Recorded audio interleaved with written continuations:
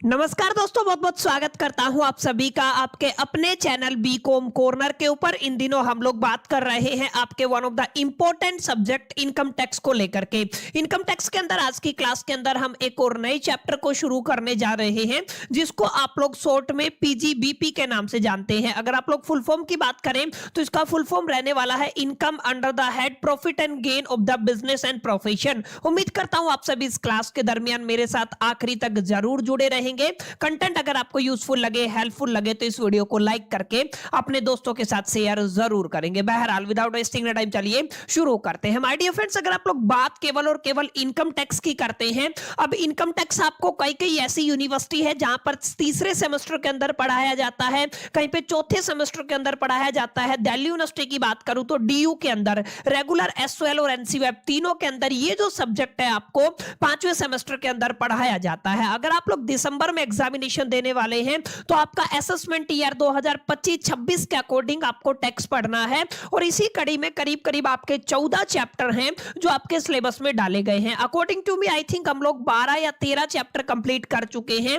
हमारा एक चैप्टर जो सबसे लेंथीएस्ट चैप्टर था, जिसको हम लोगों ने होल्ड किया हुआ था, वो पीजीबीपी था। इसको आज से हम लोग शुरू करने वाले हैं और अपकमिंग लेक्चर्स में हम इसको कंप्लीट कर देंगे। और आप लोग ये मान के चल सकते हैं इस चैप्टर के बाद हमारा करीब करीब 95% सिलेबस कंप्लीट हो चुका होगा। यानी अगर आप लोग ध्यान देंगे, अगर मैं एक बार इस टॉपिक को शुरू करने से पहले अगर मैं आपको बताऊं तो आप लोग ध्यान दीजिएगा। सबसे पहला जो चैप्टर है ना आपका, वो इंट्रोडक्शन के नाम से गिवन होता है। सेकंड में अगर आपको याद हो तो हमने मार्जिनल रिलीफ को पढ़ा था।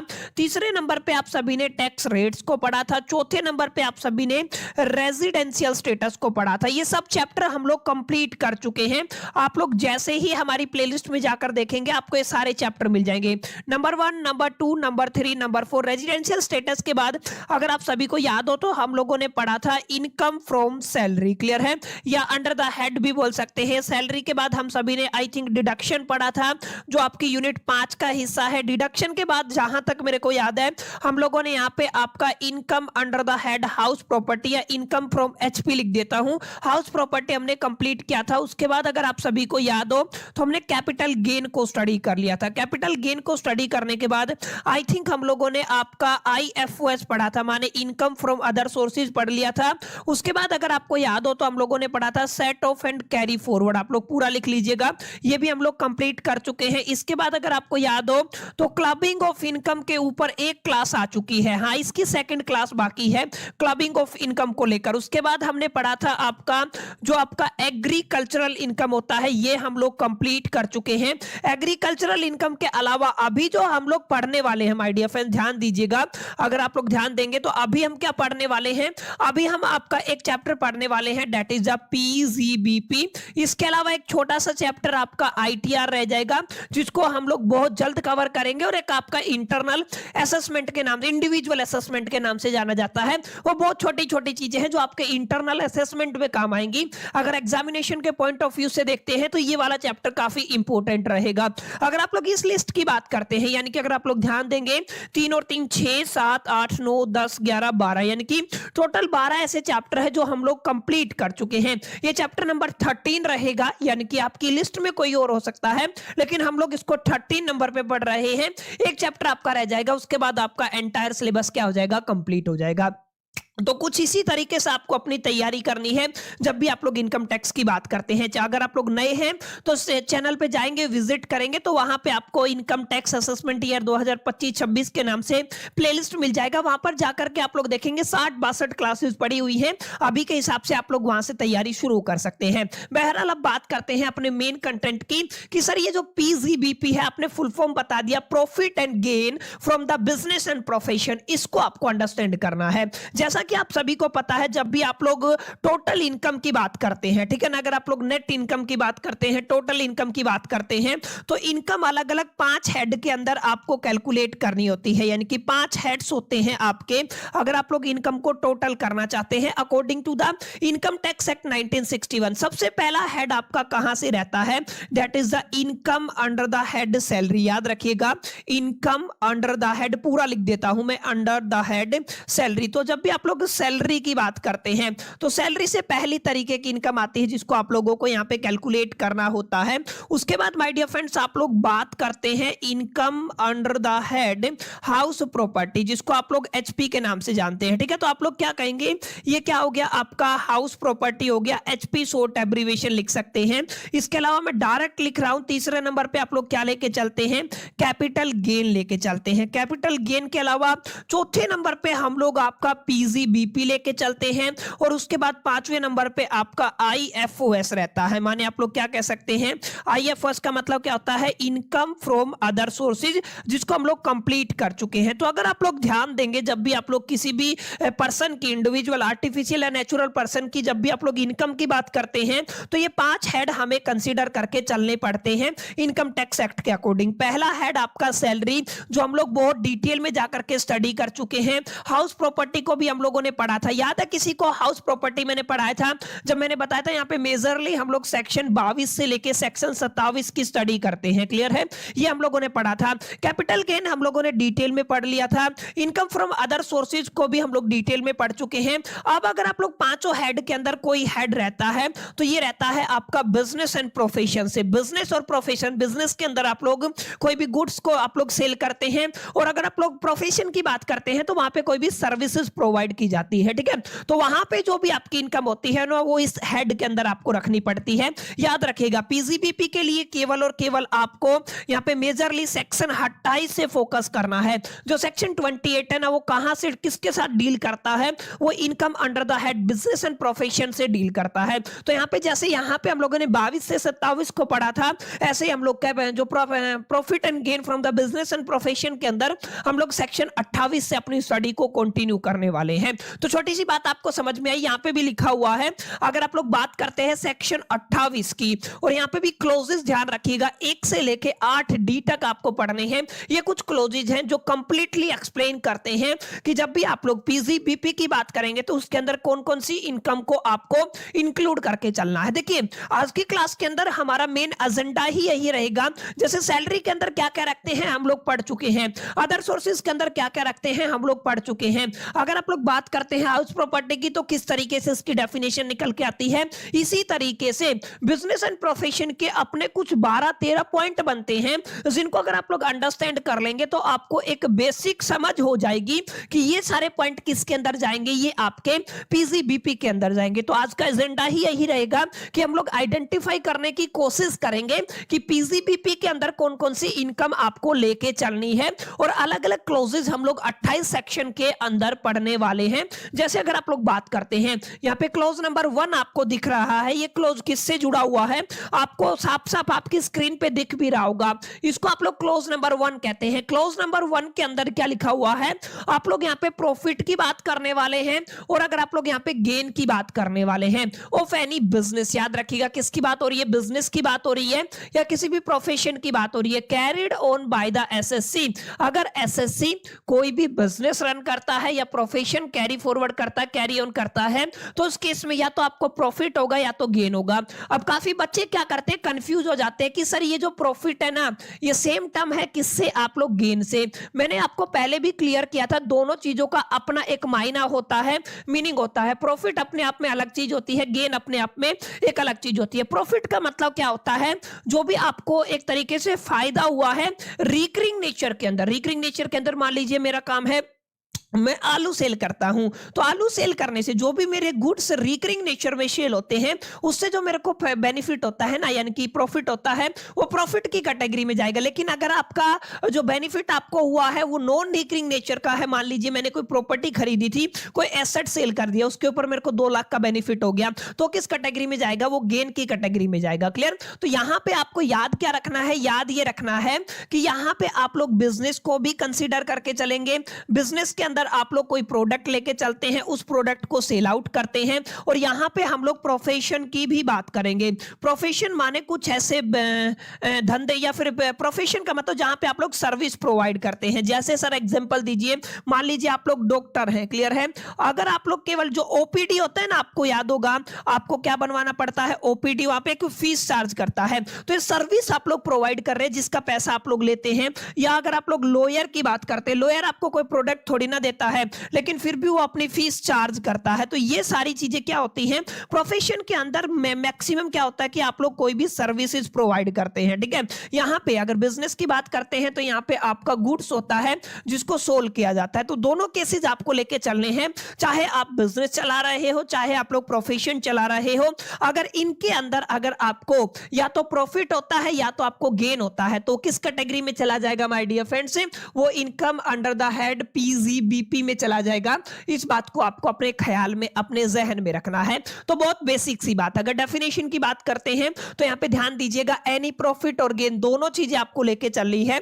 कोई भी प्रॉफिट हो चाहे गेन हो, date arises फ्रोइंग carrying a lawful और ए इवन इलीगल बिजनेस या फिर प्रोफेशन। अब यहाँ पे ये बड़ा सवाल पूछा जा सकता है, ध्यान दीजिएगा, ध्यान क्या देना है, यहाँ पे जो आपका प्रोफेशन है या बिजनेस है, यहाँ पे मैं लिख देता हूं, अगर आप लोग बिजनेस की बात करते हैं या फिर आप प्रोफेशन की बात करते हैं, क्लियर है, बिजनेस हो चाहे आपका प्रोफेशन हो, अब ये चाहे आपका लॉफुल हो माने कानूनी तौर पर मान्य हो, या फिर ये आपका इलीगल भी हो सकता है। याद रखिएगा, अगर आपका बिजनेस या प्रोफेशन इलीगल है या लॉफुल है, दोनों केसेस में माय डियर फ्रेंड्स जो भी आप लोग प्रॉफिट और गेन करते हैं, क्लियर है, जो अराइज होता है, लीगल हो चाहे इलीगल हो, प्रीवियस ईयर के दरमियान, वो किसके अंदर टैक्सेबल होगा, वो आपका इस हेड के अंदर टैक्सेबल होगा, जिसको आप लोग पीजीबीपी के नाम से जानते हैं, profit and gain from the business and profession. Lawful हो चाहे इलीगल हो, दोनों केसेस में आप लोग क्या करेंगे, आप लोगों के पास शर्त यह है कि आपका टैक्सेबल रहेगा ही रहेगा,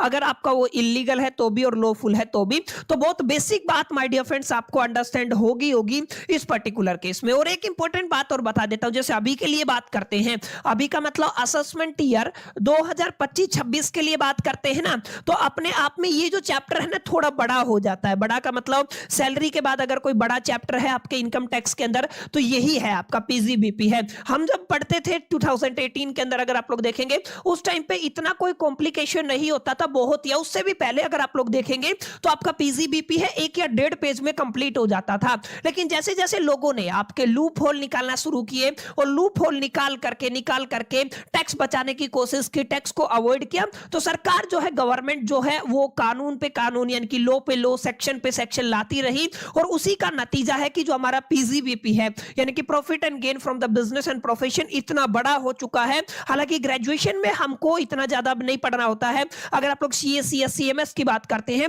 वहां पे फिर भी इसका जो क्राइटेरिया है ज्यादा ग्रेजुएशन लेवल पे उसके कंपैरिजन में कम है। लेकिन हाँ, जो पहले होता था उसके कंपैरिजन में अगर आप लोग देखेंगे तो बहुत ज्यादा ये चीजें बढ़ चुकी हैं। जैसे मैं एक केस स्टडी पढ़ रहा था, आई थिंक रिलायंस इंडस्ट्रीज की है। अब आप सभी ने रिलायंस इंडस्ट्री का नाम अच्छे से सुना होगा।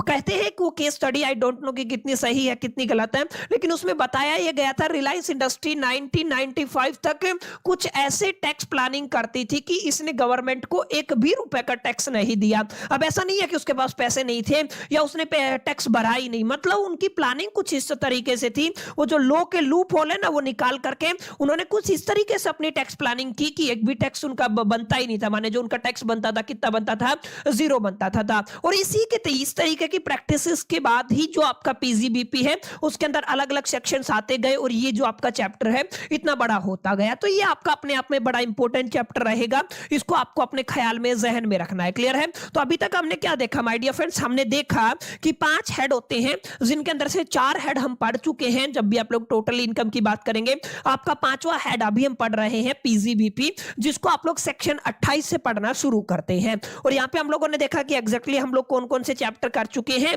और कौन कौन सा हमारा पेंडिंग है। यहाँ पे आप देखिएगा की पॉइंट्स की अगर आप लोग बात करें ना, माने अगर आप लोग पीजीबीपी की बात करते हैं तो कुछ की पॉइंट्स है। द बिजनेस और a profession must be carried on by the assessee, माने आपका जो बिजनेस है उसको कैरिड और कौन कर रहा हो, एसएससी कर रहा हो, और वो भी आपका रेलिवेंट ईयर के दरमियान, रेलिवेंट ईयर या फिर कई किताबों में इसको प्रीवियस ईयर भी लिखा जाता है, कंफ्यूज ना होना। सेकंड पॉइंट क्या है, income is taxable whether it is received और not if on the mercantile basis. अब ये मर्चेंटाइल बेसिस क्या होता है आगे मैं डिटेल में जाकर के पढ़ाऊंगा, लेकिन आपको याद रखना है आपकी जो इनकम है माय डियर फ्रेंड्स वो क्या रहेगी, टैक्सेबल रहेगी, चाहे ये आपकी रिसीव्ड हुई हो चाहे नहीं हुई हो, क्लियर है। यानी कि अगर आपने उधार में दिया, देसी लैंग्वेज में समझ लीजिए, या आपने कैश में दिया, दोनों केसेस में जो आपकी इनकम है वो टैक्सेबल रहेगी ही रहेगी, और कोई व्यवस्था यहाँ पे है नहीं। उसके बाद तीसरा जो की पॉइंट आपको याद रखना है, includes income from the adventure in the nature of the trades. ये काफी इंपॉर्टेंट पॉइंट है, ये आपका कई बार एग्जाम के अंदर ऐसे पॉइंट दे दिए जाते हैं। Adventure in the nature of the trade के अंदर ये जो इनकम है इसको इंक्लूड किया जाता है। ये चाहे आपका वन टाइम डील रहा हो, इसमें कोई आपको ज्यादा ऐसा लॉजिक लगाने की जरूरत नहीं है। यहां तक की जो बात है ना, ये काफी इंपॉर्टेंट है। इसके बाद आप एग्जाम्पल ले सकते हैं, जैसे आपने प्रॉफिट कमाया है किससे, आपने कोई भी गुड को बेच करके या सर्विसेज को प्रोवाइड करके, ठीक है, तो ये कहां पे चला जाएगा, ये आपका पीजीबीपी में चला जाएगा। बहुत इंपॉर्टेंट बात है, क्लियर है। Professional fees received by the doctor और लॉयर, ये बात मैं बता चुका हूं। Profit from the sale of a stock in the trade, अगर आपने स्टॉक इन द ट्रेड किया है, उसकी सेल से अगर आपको प्रॉफिट हुआ है तो वो भी यहाँ पे इंक्लूड होगा। Income from the illegal business also taxable, जैसे अगर आप लोग इलीगल बिजनेसेस के अंदर अगर आपको इनकम होता है तो वो भी क्या होता है, टैक्सेबल होता है। तो बहुत बेसिक ये पहला क्लोज था, किसकी बात हुई थी, ये आपके क्लोज नंबर 1 की बात हुई थी सेक्शन 28 के अंदर, क्लियर है, जो बताता है यहां पे पीजीबीपी के अंदर प्रॉफिट एंड गेन से बिजनेस और प्रोफेशन से जो भी एसएससी रन करता है उससे इनकम होगी, वो किसके अंदर होगी, वो पीजीबीपी के अंदर टैक्सेबल होगी। अब ध्यान रखिएगा, अगले क्लोज के ऊपर फोकस कीजिएगा। माने पहला क्लोज आप लोग पढ़ चुके हैं, अब हम क्या पढ़ेंगे, अब हम पढ़ेंगे आपका क्लोज नंबर 2। क्या पढ़ेंगे, क्लोज नंबर 2, जहां पे काफी इंपॉर्टेंट बातों का डिस्कशन है। ये क्या कहता है, ये आपका कंपेशन की बात करता है। कंपेशन का मतलब आप लोग ये समझ सकते हैं, कंपेशन या फिर आप लोग कोई अदर पेमेंट ड्यू टू, ठीक है ना, ये आपको ध्यान रखना है। और रिसीव्ड फ्रॉम द टर्मिनेशन और the modification of A business contract. अगर आप लोगों ने पहले सेमेस्टर के अंदर अगर आपको याद हो तो आपको एक सब्जेक्ट पढ़ाया गया था, that is the business law, clear है, और बिजनेस लॉ के अंदर आपको कॉन्ट्रैक्ट की डेफिनेशन भी पढ़ाई थी, तो मैं इतना डिटेल में अब जाऊंगा नहीं, आप लोग सिर्फ इतना याद रखें, अगर आपने कोई भी बिजनेस कॉन्ट्रैक्ट किया है, और बिजनेस कॉन्ट्रैक्ट के अंदर यानी कि हम लोग किसके ऊपर फोकस कर रहे हैं, सर हम बिजनेस कॉन्ट्रैक्ट के ऊपर फोकस कर रहे हैं, तो अगर आपके पास कोई भी बिजनेस कॉन्ट्रैक्ट बना हुआ है, क्लियर है, जैसे मैं कहता हूं मान लीजिए बिजनेस कॉन्ट्रैक्ट आपके पास है, क्लियर है, जो बिजनेस कॉन्ट्रैक्ट के अंदर आप लोग दो चीजें कर सकते हो, एक तो आप लोग मॉडिफिकेशन कर सकते हो, मान लीजिए कुछ उसमें मॉडिफिकेशन आपको करना है, या फिर आप लोग इसको कैंसिल करना चाहते हो। क्या करना चाहते हो, कैंसिल करना चाहते हो। क्या करना चाहते हो, कैंसिल करना चाहते हो, या एक प्रोफेशनल शब्द अगर आप लोग लेके चले तो टर्मिनेट करना चाहते हो, तो मैं क्या कहूंगा, इसको टर्मिनेशन कहूंगा, क्लियर है। तो आप लोग टर्मिनेशन वाला एग्जांपल ले सकते हैं। तो जो आपका बिजनेस कॉन्ट्रैक्ट है उसके अंदर अगर आप लोग मॉडिफिकेशन करना चाहते हैं या फिर टर्मिनेशन करना चाहते हैं, तो इन केसेस में, दोनों केसेस में ये ऐसे तो होगा नहीं, क्योंकि आपने डील किया हुआ है और जो डील की हुई है ना उसको आपको मानना पड़ेगा। तो यहां पे क्या करता है, आपका कोई भी सप्लायर होता है वो आपको कुछ अमाउंट एक तरीके से ऑफर करता है। लेट अस से कि मैंने क्या किया, मैंने ऑफर कर दिया है मैं 5 लाख रुपए आपको दूंगा, ठीक है, आप लोग क्या कहेंगे कि आपको 5 लाख रुपए मिलेंगे, या तो मैं इस पर्टिकुलर कॉन्ट्रैक्ट को ब्रीच करना चाहता हूं, टर्मिनेट करना चाहता हूं या मॉडिफाई करना चाहता हूं। अब आपको भी बेनिफिट हो रहा है तो आप लोग क्या कह देंगे, यस कह देंगे। तो ये जो इनकम हुई है ना आपको, इस इनकम को किसके अंदर रखा जाएगा माय डियर फ्रेंड्स, इस इनकम को आपका पीजीबीपी के अंदर रखा जाएगा, क्लियर, ये इस पॉइंट का मतलब है, और यही आपका क्लोज सेकंड रहने वाला है, क्लियर। तो क्लोज सेकंड के अंदर क्या बताया गया है, आपको बताया गया है अगर आप लोगों को कंपनसेशन मिलता है, कंपनसेशन का मतलब आप लोग समझ गए होंगे, या कोई भी अदर पेमेंट मिलता है जिसमें आप टर्मिनेशन करते हैं या फिर क्या करते हैं आप लोग बिजनेस कॉन्ट्रैक्ट को मॉडिफाई करते हैं, तो उस केस में जो आपका इनकम है किस हेड के अंदर जाएगा, वो आपका पीजीबीपी हेड के अंदर जाएगा। किसके अंदर जाएगा, पीजीबीपी हेड के अंदर जाएगा। इस बात का ख्याल आपको रखना है। एनी कंपनसेशन और a payment received by SSC in connection with the termination and the modification, याद रखिएगा आपको कंपनसेशन मिलेगा या कोई भी पेमेंट मिलेगा, याद रखिएगा कोई भी एसएससी को अगर कोई भी कंपनसेशन मिलता है या पेमेंट मिलता है किसके कनेक्शन में, टर्मिनेशन या modification of contract, this is going to be very very important point. किसकी बात हो रही है, contract relating to the business और profession is taxable under the business income, इसको किसके अंदर रखा जाएगा, बिजनेस इनकम के अंदर रखा जाएगा, क्लियर। ये आपको थोड़ा ध्यान में देना है। अच्छा याद रखिएगा पहले जो ये सारी चीजें होती थी ना, इनको हम लोग पहले कैपिटल रिसिप्ट के अंदर रखते थे। क्लियर है? हम लोग किसके अंदर रखते थे? कैपिटल रिसिप्ट के अंदर रखते थे। लेकिन जब से आपका अमेंडमेंट हुआ है इस इनकम टैक्स एक्ट के अंदर, एक अमेंडमेंट आया था जहां पे हम लोगों ने कहा according to the section 28 second C, यानी आप लोग याद रखिएगा कौन सा अमेंडमेंट आया था आपका, सेक्शन 28 सेकंड, और हम किसकी बात कर रहे हैं? सी की बात कर रहे हैं। इसके बाद जो आपका ये जो पहले हम लोग किसके अंदर रखते थे? कैपिटल रिसिप्ट के अंदर रखते थे, उसको हटा करके कहां पे शिफ्ट कर दिया गया माय डियर फ्रेंड्स? इसको अब शिफ्ट कर दिया गया है पीजीबीपी के अंदर या बिजनेस इनकम के अंदर। डायरेक्टली क्या लिख सकता हूं मैं, कहां पे आ गया है ये आपका बिजनेस इनकम के अंदर आ गया। तो बहुत बेसिक बात है, इसमें कोई ऐसा रॉकेट साइंस नहीं है। क्लोज सेकंड यही बात कहता है। क्लोज फर्स्ट में हमने क्या कहा, आप अगर कोई बिजनेस के अंदर गुड्स सेल आउट करते हैं, सोल्ड करते हैं, या प्रोफेशन के अंदर कोई भी सर्विस प्रोवाइड करते हैं, दोनों की जो इनकम है वो पीजीबीपी के अंदर आएगी। क्लोज सेकंड क्या कहता है? कोई भी कंपनसेशन या अदर पेमेंट मिलता है, कहां से? अगर आपने आपका जो कॉन्ट्रैक्ट है, कॉन्ट्रैक्ट से रिलेटेड अगर आपको कोई कंपनसेशन रिसीव हुआ है या फिर आपका अमाउंट रिसीव हुआ है, या तो आपने उसके अंदर मॉडिफिकेशन की टर्मिनोलॉजी में या कैंसिलेशन या टर्मिनेशन की टर्मिनोलॉजी में, तो उस केस में आपको क्या होता है, वो जो इनकम मिलता है वो किसके अंदर जाता है? वो पीजीबीपी के अंदर जाता है। क्लियर? दोनों क्लोज आपको समझ में आए कि नहीं आए? अगर आप यहां तक समझ में आए तो कमेंट बॉक्स में लिखिएगा यस। ठीक है ना? अब अगले क्लोज की तरफ बढ़ते हैं। आपका क्लोज थर्ड रहने वाला। देखिए क्लोज फर्स्ट किससे रिलेटेड है? आपको याद हो गया होगा, क्लोज फर्स्ट सर आपका बिजनेस और प्रोफेशन से जुड़ा हुआ है। तो डायरेक्ट में क्या कह सकता हूं? मैं कह सकता हूं सर बिजनेस और प्रोफेशन की बात की है। उसके बाद अगर आपको याद हो तो हम लोगों ने क्या कहा? क्लोज सेकंड की बात की है। क्लोज सेकंड के अंदर हमने किससे डील किया है? सर क्लोज सेकंड में हमने डील किया है अगर आपको कोई भी कंपनसेशन मिलता है या कोई भी पेमेंट मिलता है, क्या किसकी बात हो रही? कोई भी पेमेंट मिलता है जो किससे जुड़ा हुआ है, वो माय डियर फ्रेंड्स आपका कनेक्टेड है किससे? अगर आपका टर्मिनेशन हुआ है, या तो किसकी बात कर रहे हो आप लोग? टर्मिनेशन की बात कर रहे हो, या फिर आपका मॉडिफिकेशन हुआ है। क्या हुआ है? मॉडिफिकेशन हुआ है। किसके अंदर मॉडिफिकेशन हुआ है? Modification in business contract. याद रखिएगा हम लोग किसकी बात कर रहे हैं? बिजनेस कॉन्ट्रैक्ट की बात कर रहे हैं। तो उस केस में जो आपका इनकम है वो किस में इंक्लूड किया जाएगा? वो आपका इंक्लूड किया जाएगा पीजीबीपी के अंदर। तीसरे तरीके की इनकम है, यानी कि अगर आप लोग क्लोज थर्ड की बात करते हैं तो याद रखिएगा क्लोज थर्ड के अंदर आपको क्या पढ़ना है? यहां पे हम लोग पढ़ेंगे इनकम ड्राइव्ड बाय ट्रेड। अगर आपको कोई भी ट्रेड से इनकम मिला है, अगर आपको कोई भी प्रोफेशनल या similar association from rendering specific services to the member, यानी कि आप ध्यान रखिएगा अगर आपने ट्रेड से कोई पैसा कमाया है या प्रोफेशनल और सिमिलर एसोसिएशन से कोई पैसा कमाया है, वो पैसा जो उसने रेंडर किया है एक स्पेसिफिक सर्विस को अपने मेंबर के लिए प्रोवाइड करके। जैसे मान लीजिए कोई भी ऑर्गेनाइजेशन होती है, आप लोग फीकी की बात कर लीजिए, ठीक है ना? अगर आप लोग फीकी की बात करते हैं, लेट अस से इसके जितने भी मेंबर है सबने मिला करके 5 करोड़ रुपया दिया कि एक इवेंट अरेंज करना है, और इसने जो पूरा इवेंट अरेंज किया उसमें 2 करोड़ रुपए का आपका एक्सपेंस आया, तो यहाँ पे कितना इनकम बचा? 3 करोड़ बचा। तो ये जो पैसा है ना, ये जो इनकम है, ये भी कहां पे आएगा? ये भी टैक्स के अंदर पीजीबीपी के अंदर आएगा। इस बात को आपको ख्याल रखना। तो देख रहे हो कोई भी पैसा गवर्नमेंट छोड़ना नहीं चाहती है जिसके ऊपर टैक्स ना ले। क्लियर है? तो यही लिखा हुआ है इवन इफ एन एसोसिएशन, ध्यान रखिएगा यहाँ पे एसोसिएशन की बात हो रही है, association work on a mutual basis. अगर कोई भी म्यूचुअल बेसिस पे एसोसिएशन काम करती है, it is provides a specific services to the its member for a separate fee. ठीक है ना? ये क्या करती है? अगर ये स्पेसिफिक सर्विस प्रोवाइड करती है इसके मेंबर के लिए for a separate fee, is income is taxable. उसकी इनकम क्या रहेगी?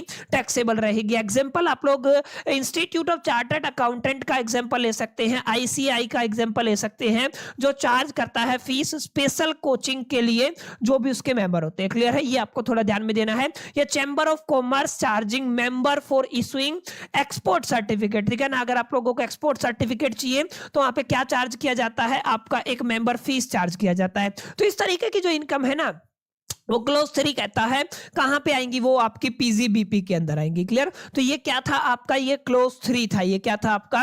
क्लोज 3 था। यहाँ पे आप लोगों ने एसोसिएशन की बात की है, और एसोसिएशन के पास जो भी इनकम होती है उसको किस में रखा जाता है? पीजीबीपी के अंदर रखा जाता है। क्लियर? तो बहुत बेसिक तौर पे, बुनियादी तौर पे आपको ये तीनों क्लोज याद होने चाहिए। ऐसे ऐसे करके हम लोग 10-12 क्लोज पढ़ेंगे जिनका फाउंडेशनल कॉन्सेप्ट है, जिनके बिना आप लोग पीजीबीपी को नहीं समझ पाएंगे। बात कुछ भी नहीं है, सिंपल है। अब इतना लंबा चौड़ा एग्जांपल और ये सारी चीजें मैं क्यों लिख रहा हूं, ताकि जब आप इस पीपीटी को एक्सेस करें तो आपको पता चले कि एग्जैक्टली 6 नंबर का सवाल आता है, मान लीजिए एग्जाम के अंदर 6 नंबर का सवाल आया, तो उसको एग्जैक्टली लिखना कैसे है। वरना ये बातें हैं, मैं बोल के भी आपको 12 पॉइंट बता दूंगा और निकल जाऊंगा, लेकिन आप उसको एग्जामिनेशन में कैसे फ्रेम करेंगे, this is a main concern. और इसीलिए मैंने एक एक चीज को इतना सिस्टमैटिक वे में तैयार करवाया है ताकि चीजें आपके लिए बेहतर और आसान हो सके। क्लियर? उम्मीद करता हूं यहां तक चीजें आपको समझ में आई होंगी।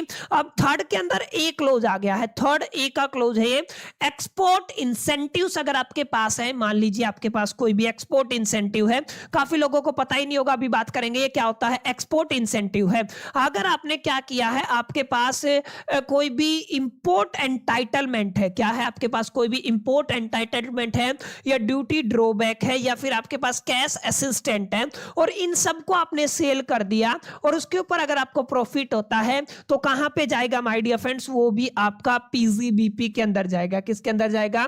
पीजीबीपी के अंदर जाएगा। इस बात का आपको ख्याल रखना है, ठीक है। तो अगर आपके पास, ध्यान रखिएगा, आपके पास क्या हो सकता है, आपके पास एक इंपोर्ट एंटाइटलमेंट हो सकता है। क्या हो सकता है? इंपोर्ट एंटाइटलमेंट हो सकता है, ठीक है ना।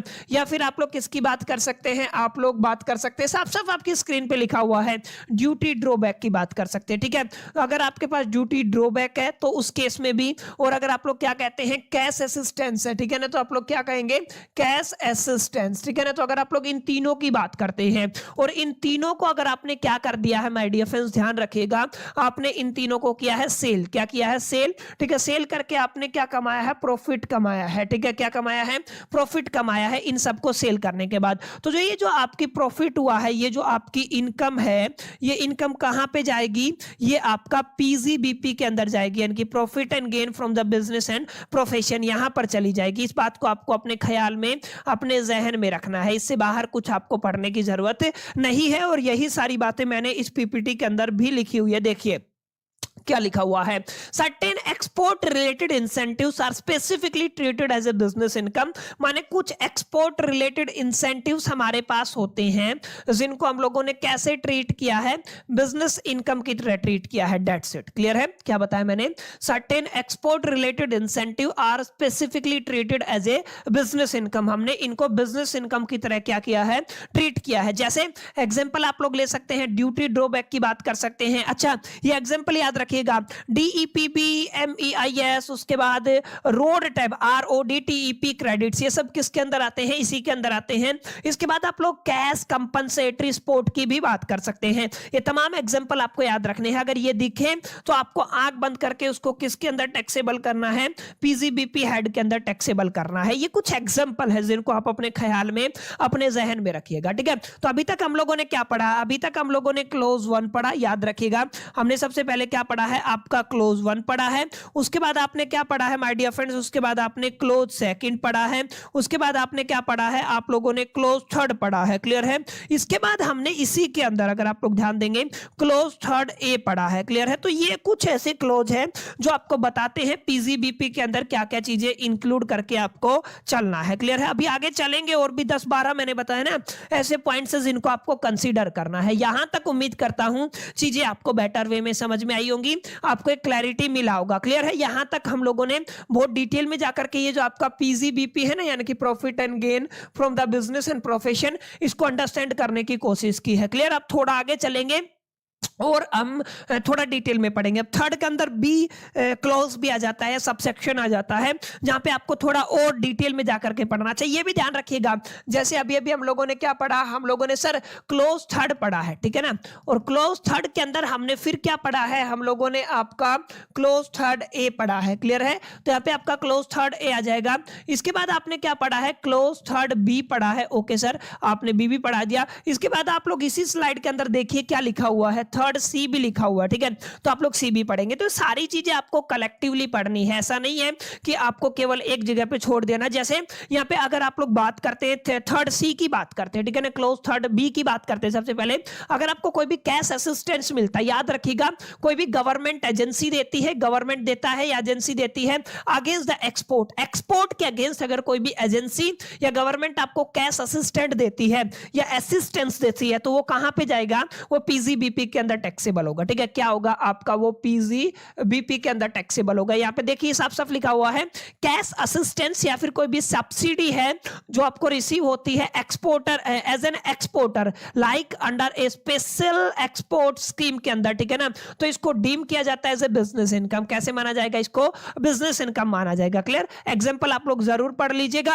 अगर आप लोग क्लोज थर्ड सी की बात करते हैं तो ड्यूटी ड्रॉबैक और सिमिलर कस्टम्स या एक्साइज रिफंड अगर आपको कोई मिलता है, याद रखिएगा यहाँ पे क्या बताया गया है, यहाँ पे आपको ड्यूटी ड्रॉबैक की बात की है। ठीक है, तो ये लिखे मिलेंगे, ये बहुत बेसिक बात है, इतना आपको यहाँ पे पीएचडी करने की जरूरत नहीं, केवल मोटा मोटा पॉइंट है आपको रखना है। ड्यूटी ड्रॉबैक की बात कर लीजिए, या आप लोग कह सकते हैं कि सर हमें क्या मिला है, एक्साइज रिफंड मिला है। ठीक है, तो एक्साइज रिफंड के अंदर भी आप लोग क्या कहेंगे, ये कहां पे जाएगा, ये आपका पीजीबीपी के अंदर जाएगा। क्लियर? तो काफी इंपॉर्टेंट पॉइंट है, याद रखिएगा। ड्यूटी ड्रॉबैक की अगर आप लोग बात करते हैं, रीबेट की बात करते हैं, या कोई भी रिफंड एक्साइज या कस्टम ड्यूटी से आपको मिला है, तो सब कहां पे आपका टैक्सेबल होगा, वो अंडर द हेड पीजीबीपी के अंदर टैक्सेबल होगा। ठीक है, तो याद रखिएगा क्लोज थर्ड ए क्या कहता है, क्लोज थर्ड बी क्या कहता है, क्लोज थर्ड सी क्या कहता है। उसके बाद आप लोग डी, ई और एफ भी पढ़ने वाले हैं, याद रखिएगा। क्लोज थर्ड डी, यहां पे क्या लिखा हुआ, क्लोज थर्ड डी लिखा हुआ है, तो डी भी आप लोग पढ़ेंगे, ये कलेक्टिवली पढ़ना है, और ई को भी कलेक्टिवली पढ़ना है। ध्यान रखिएगा, अगर आपको प्रॉफिट होता है, अगर आपने किसी भी डीईपी को ट्रांसफर किया है या डीएफआरसी को ट्रांसफर किया है, डीईपी की फुल फॉर्म याद होनी चाहिए, ड्यूटी एंटाइटलमेंट पासबुक अगर आपके पास है, या डीएफआरसी का मतलब ड्यूटी फ्री रिप्लेसमेंट सर्टिफिकेट अगर आपके पास है। माने अगर आप लोग बात करते हैं सर डीईपीबी, यानी कि अगर आप लोग डीईपीबी की बात करते हैं, या फिर आप लोग किसकी बात करते हैं, डीएफआरसी की बात करते हैं, दोनों केसेस में आप लोग क्या लेके चलेंगे, यहां पे आपकी जो इनकम होगी या प्रॉफिट होगा वो कहां पे जाएगा, वो आपका पीजीबीपी के हेड के अंदर टैक्सेबल होगा। क्लियर? तो आप लोग याद रखिएगा, जब भी आपको क्या बताया जाए, डीईपीबी, यानी कि आप लोग इसकी फुल फॉर्म भी याद रखिएगा, डीईपीबी याद करिएगा। उसके बाद आप लोग किसकी बात कर सकते हैं, डीएफआरसी की भी बात कर सकते हैं। ठीक है ना, यहां पे इसको भी याद रखिएगा, काफी अहम पॉइंट्स हो जाते हैं। ठीक है, यही मैंने लिखा हुआ है। अगर एफ की बात करते हैं, थर्ड एफ की बात करते हैं, तो वही अगर आपके पास ड्यूटी क्रेडिट एंटाइटलमेंट, डीई से डीसीई की बात करते हैं, यानी आप लोग क्या कहेंगे, अगर आपने ट्रांसफर किया है ड्यूटी एंड क्रेडिट एंटाइटल, ठीक है ना, तो अगर आप लोग ड्यूटी क्रेडिट एंटाइटलमेंट की बात करते हैं, तो इस केस में भी जो आपको प्रॉफिट होगा ना, वो पीजीबीपी के अंदर क्या होगा, टैक्सेबल होगा। क्लियर? तो काफी ऐसे पॉइंट है जो आपको केवल पढ़ने हैं, याद करने हैं। अगर आपको क्वेश्चन के अंदर दिखे तो आप लोगों को वहां पे पीजीबीपी के अंदर क्या कर देना है, टैक्सेबल कर देना है। हालांकि यहां से इतना कोई लंबा चौड़ा आपको प्रैक्टिकल क्वेश्चन देखने को, मैं बताऊंगा क्या क्या क्वेश्चन आएंगे, पहले एक बार सारे पॉइंट्स को कवर कर लेते हैं। यहां तक उम्मीद करता हूं चीजें आपको क्लियर रही होंगी। बहुत बेसिक बातें हैं, कोई रॉकेट साइंस यहां पे मैंने आपको पढ़ाई नहीं है। ये आपका थर्ड डी हो गया, ई हो गया, और उसके बाद एफ हो गया है। उसके बाद हम लोग आगे चलते हैं, एफ के बाद क्या आता है, जी आता है। और यहां पे अगर आप लोग क्लोज थर्ड जी की बात करेंगे ना, तो यहां पे क्या लिखा हुआ है, ध्यान से पढ़िए क्या क्या बातें लिखी हुई है। यहां पे लिखा हुआ है वैल्यू ऑफ एनी बेनिफिट और ए परक्यूस्टीज, याद रखिएगा, बेनिफिट अगर आपको मिलता है या परक्यूस्टीज मिलता है, उसकी जो वैल्यू है, whether convertible into the money, जिसको आप लोग कन्वर्ट कर सकते हैं इनटू द मनी, पैसे में कन्वर्ट करें या ना करें, अराइजिंग फ्रॉम द बिजनेस और ए प्रोफेशन, जो कहां से अराइज होती है, बिजनेस और प्रोफेशन से। तो उस पर्टिकुलर केस में आप लोग क्या कहेंगे, जो आपका ये जो वैल्यू है, ये जो आपकी क्या है, ये वैल्यू है, ये पीजीबीपी के अंदर क्या होगी, टैक्सेबल होगी। क्लियर? यहां पे लिखा भी हुआ है, if a person receive any benefit, अगर कोई भी पर्सन को कोई भी बेनिफिट मिलता है, कोई भी परक्यूस्टीज मिलता है, और या फिर गिफ्ट मिलता है, ठीक है, arises out of the business, ठीक है ना, या फिर और ए प्रोफेशन, जो अराइज होता है आउट ऑफ द बिजनेस या प्रोफेशन, इसकी जो वैल्यू है वो टैक्सेबल होगी अंडर द हेड, किसके अंदर, हेड पीजीबीपी के अंदर क्या होगी, आपकी ये टैक्सेबल होगी। बस इतनी सी बात आपको क्या करनी है, याद रखनी। ठीक है, तो बहुत बेसिक बातें मैं आपको समझा रहा हूं। एग्जांपल आप लोग पढ़ लीजिएगा, बहुत बेसिक एग्जांपल है, कोई रॉकेट साइंस आपको देखने को नहीं मिलेगी। अब थर्ड एच के अंदर क्या लिखा हुआ है, काफी इंपॉर्टेंट पॉइंट था थर्ड एच के अंदर, अगर आप लोग इसको थोड़ा ध्यान देंगे, अगर आपको इंटरेस्ट मिलता है, अगर आपको सैलरी मिलता है, अगर आपको बोनस मिलता है, अगर आपको कमीशन मिलता है या कोई भी रेमुनेशन रिसीव्ड होता है by a partner from a partnership firm, याद रखिएगा पार्टनरशिप फर्म का केस है। पार्टनरशिप फर्म के अंदर आपको किसी भी तरीके का इंटरेस्ट मिलता है, सैलरी मिलता है, बोनस मिलता है, कमीशन मिलता है या रेमुनेशन मिलता है, उस केस में आप लोग क्या कहेंगे माय डियर फ्रेंड, जो भी इनकम होगा वो किस केस में जाएगा, वो बिजनेस इनकम के अंदर जाएगा। दैट्स इट, क्लियर है। हाँ, सैलरी नहीं होगा, याद रखिएगा, नॉट सैलरी, किसके अंदर नहीं जाएगा, ये सैलरी के अंदर नहीं जाएगा, ये कहां पे जाएगा, बिजनेस इनकम या शॉर्ट फॉर्म में PGBP, profit and gain from the business and profession के अंदर ये जाएगा। क्लियर है। तो बहुत बेसिक लेवल पे, बहुत सिंपल तरीके से मैंने आपको समझाने की कोशिश की है।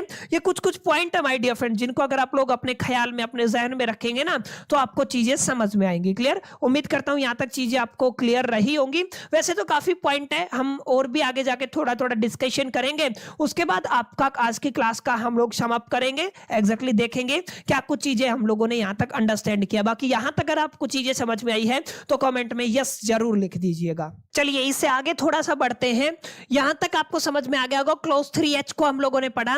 अब यहां पे देखिएगा आपने क्या पढ़ा है, थर्ड ए से थर्ड ई के अंदर एक्सपोर्ट इंसेंटिव है, यानी कि अगर आप लोग कैश असिस्टेंस की बात करते हैं, ड्यूटी ड्रॉबैक की बात करते हैं, profit on sale of important licence की बात करते हैं, या अगर आप लोग डीईपीबी को ट्रांसफर करते हैं या डीएफआरएस को ट्रांसफर करते हैं, इन तमाम केसेस में जो इनकम है किसके अंडर जाएगी, बिजनेस इनकम के अंदर जाएगी, या आप लोग पीजीबीपी कह सकते हैं, इस हेड के अंदर टैक्सेबल होगी। सिंपल सी बात हम लोगों ने पढ़ी है। अब थोड़ा आगे चलते हैं, थोड़ा आगे चलेंगे तो देखिए क्या है, थोड़ा आगे अगर आप लोग चलते हैं तो यहां पे आपका क्लोज 6 आ जाता है। क्लोज 6 के अंदर आपको क्या पढ़ना है, ध्यान दीजिए क्या लिखा हुआ है, एनी सम रिसीव्ड अंडर ए कीमैन इंश्योरेंस पॉलिसी। अब ये कीमैन इंश्योरेंस पॉलिसी के अंडर अगर आपको कोई भी सम रिसीव होता है तो वो भी आपका पीजीबीपी के हेड के अंदर ही टैक्सेबल होगा। While A business takes a keyman business insurance, क्या लेता है, कोई भी कीमैन बिजनेस इंश्योरेंस लेता है। जैसे अगर आप लोग लाइफ इंश्योरेंस पॉलिसी की बात करते हैं, जो आपको एम्प्लॉय के, की एम्प्लॉय के ऊपर, पार्टनर के ऊपर या डायरेक्टर के ऊपर लिया हुआ होता है, उसको बोलते हैं कीमैन इंश्योरेंस पॉलिसी। और उसके बदले में अगर आपको कोई भी सम रिसीव होता है पॉलिसी के अकॉर्डिंग, तो कहां पे टैक्सेबल होगा, पीजीबीपी के हेड के अंदर टैक्सेबल होगा। दैट्स इट, इसमें कोई रॉकेट साइंस नहीं है। क्लियर है, इतनी बात आपको समझ में आई। तो ये कौन सा है आपका, ये आपका क्लोज 6 है, याद रखिएगा किसकी बात की है हम लोगों ने, क्लोज 6 की बात की है।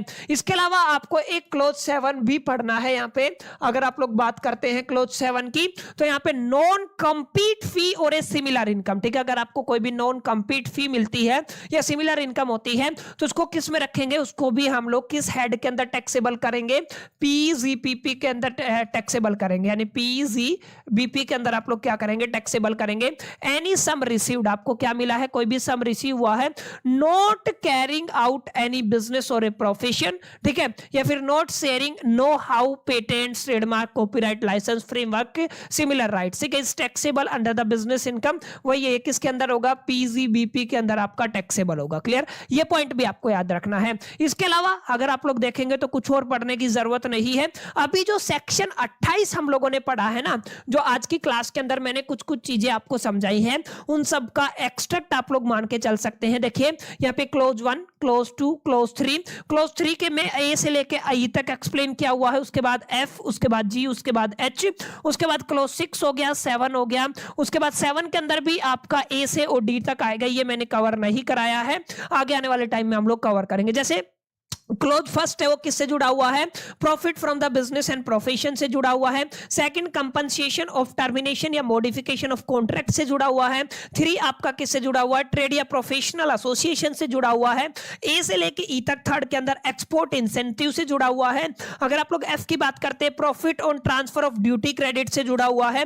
अगर आप लोग जी की बात करते हैं, वैल्यू ऑफ बिजनेस परक्यूस्टेज से जुड़ा हुआ है।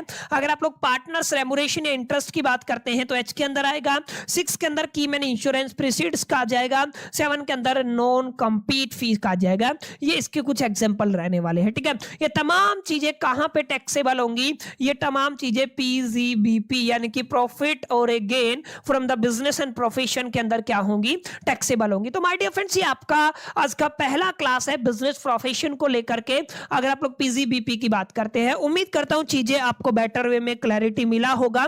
ज्यादा लंबा सेशन खींचेंगे नहीं क्योंकि समय हमें इजाजत इजाजत नहीं देता है। यहां तक उम्मीद करता हूं चीजें समझ में आई होंगी। आज हम सेक्शन 32 पढ़ने वाले हैं, सेक्शन 32 पढ़ने वाले हैं, जो स्पेसिफिकली आपका डेप्रीसिएशन के साथ डील करता है। डेप्रीसिएशन का क्या मतलब होता है? डेप्रीसिएशन जुड़ा हुआ होता है किसी भी एसेट से। आप सभी जानते हैं कोई भी एसेट है, अगर आप उसका लंबे समय तक एक तरीके से यूज करते हैं तो उसकी वैल्यू डाउन हो जाती है, ठीक है। वियर एंड टियर की वजह से, लंबे यूजेस की वजह से कोई भी एसेट की वैल्यू डाउन होती है, उसकी जो प्राइस है वो कम होती चली जाती है। इसी को हम लोग क्या कहते हैं? डेप्रीसिएशन कहते हैं। और इसका मतलब यहाँ पे सेम रहने वाला है, लेकिन कुछ कुछ चीजें हैं जो बदलेंगी। जैसे अगर सेक्शन 32 की बात करते हैं तो यहाँ पे साफ साफ लिखा हुआ है reduction in the value of capital asset. इस बात को आप लोग जरूर गौर फरमाइएगा। We are talking about the capital asset. जो आपका कैपिटल एसेट है, उस कैपिटल एसेट की वैल्यू के अंदर जो रिडक्शन आता है, ध्यान रखिएगा किसकी वजह से रिडक्शन आएगा, ये काफी अहम बात है। Due to the wear and tear uses and passes of the time, ठीक है। समय बीतने के साथ, वियर एंड टियर के साथ एंड यूजेस के साथ एंड एब्सोलेंस के साथ जो भी आपका कैपिटल एसेट है उसका जो प्राइस रिड्यूस होता है उसको क्या कहते हैं? इसको माय डियर फ्रेंड्स हम लोग डेप्रीशिएशन कहते हैं। याद रखिएगा डेप्रीशिएशन को यहां पर हम पीजीबीपी के अंदर यानी कि profit and gain by the business and profession के अंदर, और स्पेसिफिकली अगर मैं बात करूं आपके इनकम टैक्स की, यानी कि इनकम टैक्स के अंदर हम लोग ट्रीट करते हैं जस्ट लाइक ए डिडक्शन। आप सभी पढ़ के आए हो डिडक्शन को बहुत ज्यादा डिटेल में जाकर के, तो डिडक्शन की तरह क्या करते हैं? ट्रीट करते हैं। और इनकम टैक्स एक्ट आपके डेप्रीशिएशन को डिडक्शन की तरह अलो भी करता है, और यही बात आपको यहाँ पे लिखी हुई है। अगर आप लोग इनकम टैक्स एक्ट की बात करते हैं तो depreciation is allowed as a deduction. ये बात मैं आपको बता चुका हूं, डेप्रीशिएशन को अलाउ किया गया है किसकी तरह? डिडक्शन की तरह, ठीक है। तो दो तीन बातें आपको समझ में आई है। हम लोग क्या कह रहे हैं? हम लोगों ने ये बात कही कि सर अगर आप डेप्रीशिएशन की बात करते हैं ना, तो यहाँ पे हम लोगों ने कहां से शुरुआत की है? हम लोगों ने आपके सेक्शन 32 से शुरुआत की है। यहाँ पे ये बताया गया है कि हम लोग किसकी बात कर रहे हैं? रिडक्शन इन द वैल्यू, ठीक है ना। आप लोग क्या कहेंगे? Reduction in the value of capital asset. याद रखिएगा वैल्यू ऑफ कैपिटल एसेट की बात हो रही है। अगर आपके पास कैपिटल एसेट है और उसकी वैल्यू क्या हो रही है? रिड्यूस हो रही है। तीन चार कारण है, वियर एंड टियर हो गया, usages, passage of the time and obsolescence की वजह से अगर आपके कैपिटल एसेट की वैल्यू डाउन होती है तो इसको क्या बोलते हैं आप लोग? इसको आप लोग डेप्रीशिएशन बोलते हो। That's it. इससे ज्यादा आपको डिटेल में जाकर के पढ़ने की जरूरत नहीं है। एक छोटा सा कॉन्सेप्ट ब्लॉक वाला आएगा, मैं अभी आपको पढ़ाऊंगा, क्लियर है। उससे पहले आप लोग समझिएगा ये जो डेप्रीशिएशन है ना, मैंने बताया डेप्रीशिएशन को अलाउ किया जाता है just like a deduction. Deduction की तरह हम लोग क्या कर देते हैं? इसको अलाउ कर देते हैं किसके अंदर? आपके इनकम टैक्स एक्ट के अंदर। तो यहाँ पे इसकी कुछ बेसिक कंडीशन है, यानी कि बेसिक क्या है? कुछ चार कंडीशन आपको याद रखनी है, नंबर 1, नंबर 2, नंबर 3 और नंबर 4। अगर ये चार कंडीशन सेटिस्फाई करती हैं तो आप लोग ये कह सकते हैं आप लोग डेप्रीशिएशन को अलाउ करते हैं। जैसे अगर आप पहली कंडीशन की बात करते हैं तो पहली कंडीशन ऑब्वियस सी बात है, जो एसेट है उस एसेट का ओनर है आपका एसएससी होना चाहिए। कौन होना चाहिए? एसएससी होना चाहिए। भले ही वो पूरे एसेट का मालिक हो, चाहे वो आपका पार्टियली मालिक हो, यानी कि लेकिन मालिकाना हक रखता हो। समझ में आया? जो एसेट है, जिस कैपिटल एसेट की आप लोग बात कर रहे हैं, उस एसेट के ऊपर जो ओनरशिप है, चाहे पार्टियली हो चाहे कंप्लीटली होली, अगर ओनरशिप हो किसकी होनी चाहिए? एसएससी की होनी चाहिए। ये पहली कंडीशन है, किससे जुड़ी हुई है?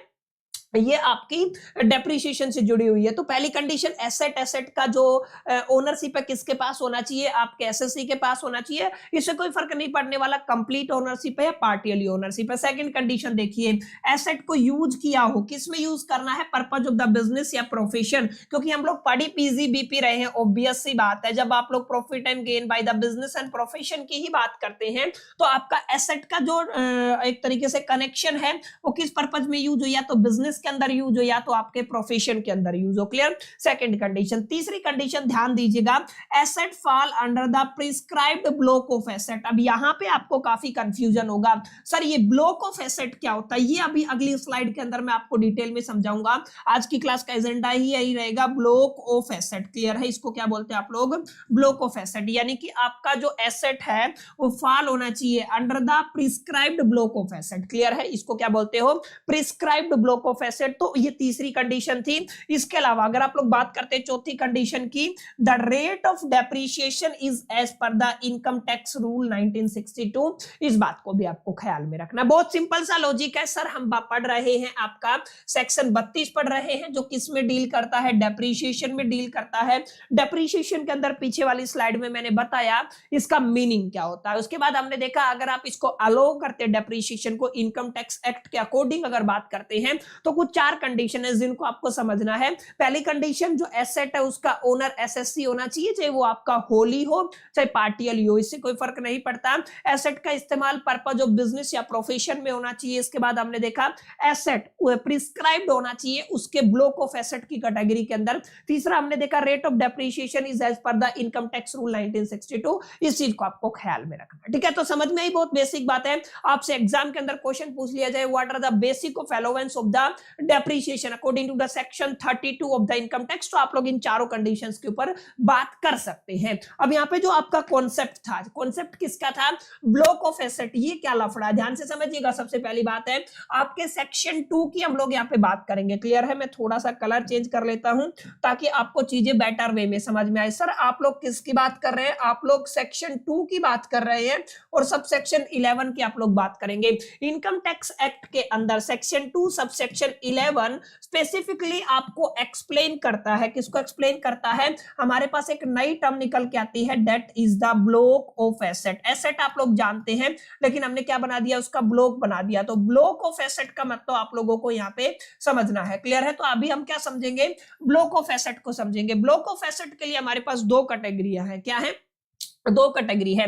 ब्लॉक का मतलब ऐसे आप लोग जर्नल सेंस में, जैसे मैंने ये आपका एक ब्लॉक बना दिया, जैसे मैंने आपका ये एक आपका ब्लॉक बना दिया। अब होगा क्या, ब्लॉक के अंदर ध्यान रखिएगा जो जो चीजें आप लोग रखते हैं रखिए, लेकिन ये जो भी चीजें आप लोग रखेंगे वो सेम क्लास की होनी चाहिए। सबसे पहली बात तो क्या है, किसकी होनी चाहिए, सेम क्लास की होनी चाहिए। सेम क्लास का मतलब जैसे मान लीजिए एसेट मैंने रखा है। अब एसेट आप सभी ने पढ़े हैं, एसेट की क्लासिफिकेशन जब आप लोग करते हैं, एक आपका टेंजिबल एसेट होता है। क्लियर? आप लोग क्या कहेंगे, आप लोग कहेंगे सर एक होता है आपका टेंजिबल एसेट्स, ठीक है, एक होता है आपका इनटेंजिबल एसेट। तो आपको याद क्या रखना है, आपको रखना है सर टेंजिबल एसेट के अंदर, इनटेंजिबल एसेट के अंदर अपनी अपनी क्लास है, यानी कि टेंजिबल एक में रख देंगे और इनटेंजिबल एक में रख देंगे। अगर आपने इस पर्टिकुलर ब्लॉक के अंदर टेंजिबल को रखा है तो सारे टेंजिबल ही रखिए, ऐसा नहीं है मिक्स कर दिया, ठीक है ना। अगर आपने इनटेंजिबल को रखा है तो आप लोग किसको रख देंगे, इनटेंजिबल को रख देंगे। तो पहली कंडीशन क्या है माय डियर फ्रेंड्स, हमारे पास क्या होनी चाहिए, यहाँ पे ब्लॉक का मतलब है, आप लोग कह सकते हैं ब्लॉक ऑफ एसेट का मतलब है ग्रुप ऑफ एसेट। क्या कह देंगे आप लोग,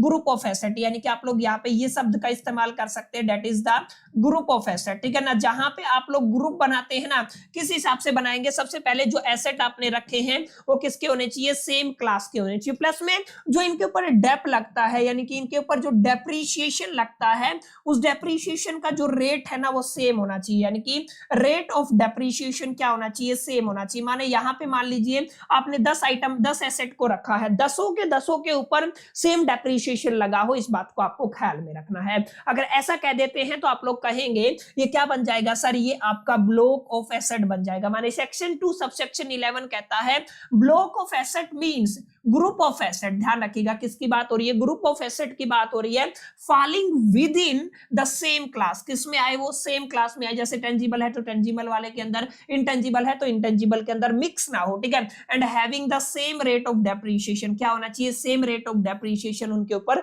लगना चाहिए। सर कैसे पता चलेगा same rate of depreciation, sir यहाँ पे मैं आपको प्रोवाइड करूंगा डेप्रीशिएशन लिस्ट, जिसको आपको लर्न करना है, मेमोराइज करना है, याद करना है, जिसके बिहाफ पे आप लोग न्यूमेरिकल सोल्व कर पाएंगे। समझ में आया? तो यहाँ पे डेप्रीशिएशन, रेट ऑफ डेप्रीशिएशन की लिस्ट मैं आपको दे दूंगा अलग अलग ब्लॉक के अंदर, वो आपको याद रखनी है। तो यहाँ पे हमने क्या सीखा, ब्लॉक ऑफ एसेट का मतलब है ग्रुप ऑफ एसेट जहां पे वो सेम क्लास के अंदर अरेंज किए गए हो, अलोंग विद उनका जो रेट ऑफ डेप्रीशिएशन है वो भी सेम रहे। तो वहां पे जो ग्रुप है ना उसको क्या बोल देंगे सर, हम उसको बोल देंगे block of asset. That's it, इससे बाहर नहीं जाना। समझ में आई मेरी बात, क्या मैंने बताया।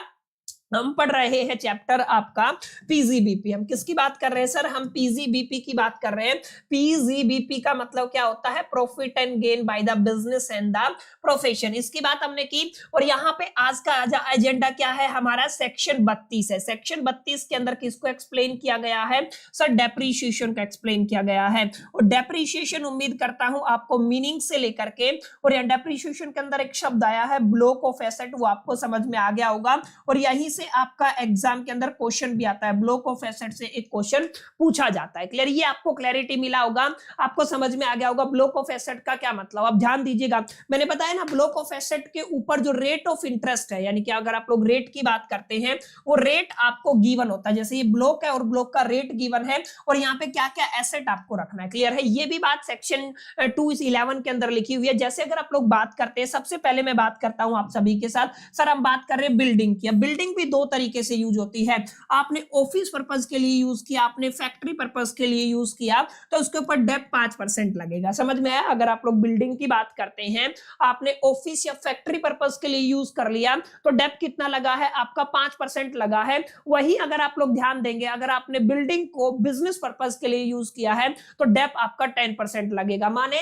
ये जो आपका अगर यहाँ पे जैसे बेसिक में बात करूं, अगर आप लोग बिल्डिंग की ही बात करते हैं, तो याद रखिएगा बिल्डिंग को अगर आप लोग किस पर्पज में यूज कर रहे हैं, यहाँ पे दो कैटेगरी में बना देता हूं, ठीक है। एक में डेप्रीशिएशन 5% लगता है, आगे मैं बताऊंगा। एक में डेप्रीशिएशन 10% लगता है।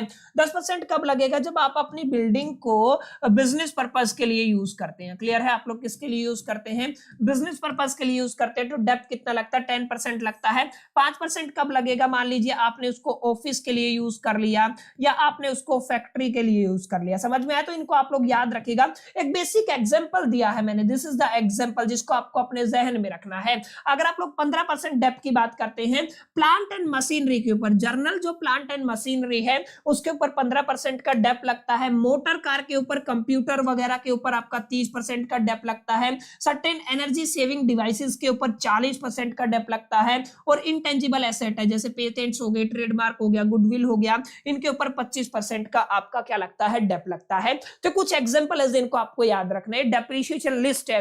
5% बिल्डिंग के ऊपर कितना लगेगा, प्लांट एंड मशीनरी के ऊपर कितना लगेगा, motor car, computer, laptop, AC वगैरह के ऊपर कितना लगेगा, सर्टेन एनर्जी सेविंग डिवाइसेस के ऊपर कितना लगेगा, इंटेंजिबल एसेट जैसे पेटेंट्स हो गए, ट्रेडमार्क हो गया, आपका गुडविल हो गया, इन सब पे कितना आपका डेप्रिसिएशन लगेगा। इन सबको आपको याद रखना है। और इन सबको अगर आप लोग एक बार याद रख लेते हैं, तो आपका एक ब्लॉक तैयार हो जाता है। क्लियर? ये आपको थोड़ा ध्यान में रखना है। अब एक सवाल आप सभी के दिमाग में आ रहा होगा, सर आपने कहा डेप्रीशिएशन। क्लियर है? आप लोग किसकी बात कर रहे हैं? आप लोग डेप्रीशिएशन की बात कर रहे हैं। और माय डियर फ्रेंड्स, डेप्रीशिएशन अगर आपने पढ़ा हो थोड़ा बहुत, अगर आपने फर्स्ट सेमेस्टर के अंदर पढ़ा हो, तो आप सभी को याद होगा डेप्रीशिएशन को कैलकुलेट करने के हम लोग अलग अलग मेथड यूज करते थे। हम बेसिकली दो पॉपुलर मेथड की बात करते हैं। एक आपका क्या था? स्ट्रेट लाइन मेथड था। ठीक है? आप क्या कहते थे? आप लोग कहते थे ये आपका क्या है? स्ट्रेट लाइन मेथड है। और दूसरा पॉपुलर मेथड क्या होता था, जिसको आप लोग क्या कहते हैं? Return down value method. क्या कहते हो आप लोग इसको? Return down value method. ठीक है? तो हमने इसको क्या बोला था? रिटर्न डाउन वैल्यू मेथड बोला था। ठीक है? यानी कि आप लोग इसको शॉर्ट फॉर्म में क्या कहते हैं? WDBV के नाम से जानते हैं। ठीक है? अब यहाँ पे फर्क क्या था? फर्क ये था कि सर हमने पढ़ा था अपने फर्स्ट सेमेस्टर के अंदर, स्ट्रेट लाइन मेथड के अंदर जो डेप एक बार लग गया ना, वो फिक्स हो जाता था, मानी कि वही चलता था। क्लियर है? नई वैल्यू कुछ भी हो, लेकिन डेप्रिसिएशन फिक्स होता था। ये जो है ये हर बार कैलकुलेट होता था, माने ये चेंज होता रहता था। जैसे जैसे आपकी वैल्यू चेंज होगी, वैसे वैसे ये क्या होता था? चेंज होता था। डेप्रिसिएशन लगा, घट गया। मान लीजिए पहले आपका, मान लीजिए जैसे मैं कहता हूं आपका स्ट्रेट लाइन मेथड है। ठीक है ना? आप लोग क्या कहेंगे? आप लोग कह दीजिए स्ट्रेट लाइन है, और एक साइड में क्या है आपका? रिटर्न डाउन वैल्यू मेथड है। दोनों में फर्क समझना। मेरे पास एसेट की कॉस्ट कितनी है? लेटस से मेरे पास एसेट की कॉस्ट है टोटल 1 लाख रुपए, और मैं कह रहा हूं 10%। अगर 10% अगर आप लोग देखिए एसेट की कॉस्ट कितनी है आपकी? 1 लाख रुपए है। क्लियर है? और आपने 10% उसके ऊपर क्या लगा दिया? डेप लगा दिया। अगर 10% डेप लगाते हैं तो फर्स्ट ईयर के दरमियान आपकी इसकी वैल्यू कितनी रह जाएगी? 90,000 रह जाएगी। अब यहाँ पे समझिएगा, यहाँ पे भी सेम ही रहेगा, क्योंकि 10% अगर आप लोग डेप लगाते हैं तो यहाँ पे 10%, 1 लाख का 10% कितना होगा, 10,000 माइनस होएगा। तो यहाँ पे फर्स्ट ईयर आपकी वैल्यू क्या होगी, 90,000 हो जाएगी। क्लियर है। अब यहाँ पे सेकंड ईयर की अगर आप लोग बात करते हैं ना, तो स्ट्रेट लाइन मेथड के अंदर जो डेप लग गया वो लग गया, यहाँ पे आपका 10,000 ही माइनस होगा सेकंड ईयर के दरमियान भी, तो आपकी वैल्यू कितनी आ जाएगी, 80,000 आ जाएगी। लेकिन अगर यहाँ पे देखेंगे तो यहाँ पे डेप इस वैल्यू के ऊपर कैलकुलेट होगा रिटर्न डाउन वैल्यू मेथड के अंदर। 90,000 का 10% कितना होता है माय डियर फ्रेंड्स, आपका 9,000 होता है। इसको हम लोग यहाँ पे माइनस कर देंगे, 81,000 बचेगा। अब अगली साल यहाँ पे फिर से 10,000 माइनस होगा, 70,000 बचेगा, लेकिन यहाँ पे 8100 माइनस होगा। समझ में आया। तो रिटर्न डाउन वैल्यू मेथड और स्ट्रेट लाइन मेथड आपके दो मेथड पॉपुलर मेथड थे जिनके बिहाफ पे आप लोग डेप्रिसिएशन को कैलकुलेट करते थे। लेकिन माय डियर फ्रेंड्स, अगर आप लोग यहाँ पे बात करते हैं ना, सेक्शन 32 की बात करते हैं, तो हमारे पास जो यूजफुल होगा वो रिटर्न डाउन वैल्यू मेथड होगा। एकदम फ्रेश वैल्यू उसके ऊपर डेप, एकदम फ्रेश वैल्यू उसके ऊपर डेप। समझ में आया। तो यहाँ पे यही लिखा हुआ है, एक्ट अलो करता है only return down value method को, कोई स्ट्रेट लाइन मेथड हम लोग अलो नहीं करने वाले हैं। यहाँ पे इस बात को आपको अपने ख्याल में, अपने जहन में, अपने दिमाग में, अपनी मेमोरी में रख लेना है। समझ में आया। तो कुछ कुछ बातें आपको क्लैरिटी मिला होगा। एक तो यहाँ पे डेप्रिसिएशन, अगर आप लोग ब्लॉक की बात करते हैं तो अलग अलग परसेंटेज गिवन है सभी के लिए, ठीक है। ब्लॉक की डेफिनेशन हो गई है, डेप्रिसिएशन, डिडक्शन, ये सब बातें हो गई हैं। यहाँ पे ये बात की भी क्लैरिटी हो गया कौन सा मेथड हमें यूज करना है, और थोड़ा सा मैंने रिकैप भी करा दिया है दोनों के अंदर क्या फर्क होता है, और हम यहाँ पे इनकम टैक्स के अंदर, आईटी के अंदर अगर आप लोग बात करते हैं तो कौन से मेथड को चूज करने वाले हैं। अब थोड़ा अगर आपको आगे चलते हैं तो एग्जैक्टली मैं आपको कहूं, कंप्यूटेशन ऑफ डेप्रिसिएशन ये आपको कैलकुलेट करना है according to the rule 5 and appendix 1। याद रखिएगा, दोनों के कॉम्बिनेशन से आप लोग यहाँ पे कैलकुलेट करते हैं। एक तो रूल 5 आपको लेके चलना है, दूसरा आप लोग किसकी बात कर रहे हैं माय डियर फ्रेंड्स, आप लोग अपेंडिक्स की बात कर रहे हैं, ठीक है ना। तो आप लोग किसकी बात करेंगे, अपेंडिक्स 1 की बात करेंगे। इन दोनों के कॉम्बिनेशन से हम लोग क्या करने वाले हैं, यहाँ पे डेप्रिसिएशन को कैलकुलेट करने वाले हैं। याद क्या रखना है, टोटल हमारे यहाँ पे 4 स्टेप होने वाली है, यानी कि अगर आप लोग इसकी बात करते हैं टोटल स्टेप्स कितनी रहेंगी, 4 रहेंगी। एक बार इन चारों स्टेप को याद रख लीजिएगा, अगली क्लास के अंदर हम लोग प्रैक्टिकल क्वेश्चन करेंगे तो काफी हेल्प होगा। सबसे पहले तो आपको क्या कर लेना है, आपको रिटर्न डाउन वैल्यू मेथड के अंदर पर्टिकुलर ब्लॉक का डेप्रिसिएशन कैलकुलेट कर लेना है, ठीक है। उसके बाद आपको ऐड करना है, क्या करना है, ऐड करना है actual cost of asset acquired during the जो आपका रिस्पेक्टिव ईयर है, ठीक है ना, जब आपने यूज किया था उस साल जो उसकी कॉस्ट थी उसको आपको क्या करना है, उसमें ऐड कर देना। माने आपने क्या किया, WDBV लगाया, माने आपने रिटर्न डाउन वैल्यू मेथड लगाया और एक वैल्यू निकाल ली, ठीक है। उस वैल्यू के अंदर आपको ऐड कर देना है क्या, कॉस्ट ऑफ एक्विजिशन, क्या कहेंगे आप लोग, कॉस्ट ऑफ एक्विजिशन को। ये सेकंड स्टेप रहने वाली है, ठीक है। ये क्या है, आपकी सेकंड स्टेप है।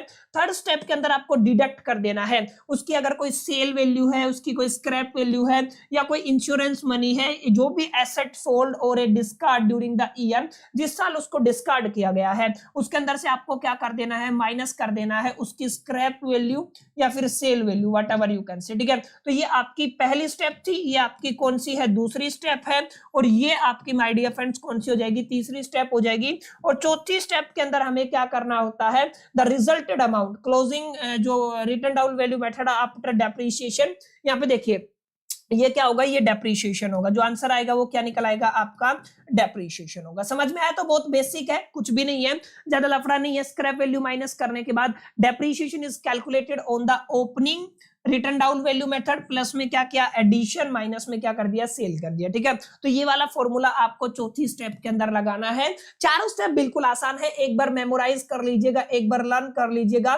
आगे जब मैं प्रैक्टिकल क्वेश्चन कराऊंगा ना तो डिटेल में आपको समझ में आ जाएगा कि सर ने क्या बात बताई है। समझ में आया। तो यहाँ पे computation of depreciation we will definitely leading with according to the rule number 5 and appendix 1। 4 step रहेंगी, computation of opening written down value of the block, plus में ऐड करना है एक्विजिशन कॉस्ट को, डिडक्ट कर देना सेल्स वैल्यू, स्क्रैप वैल्यू या insurance money को।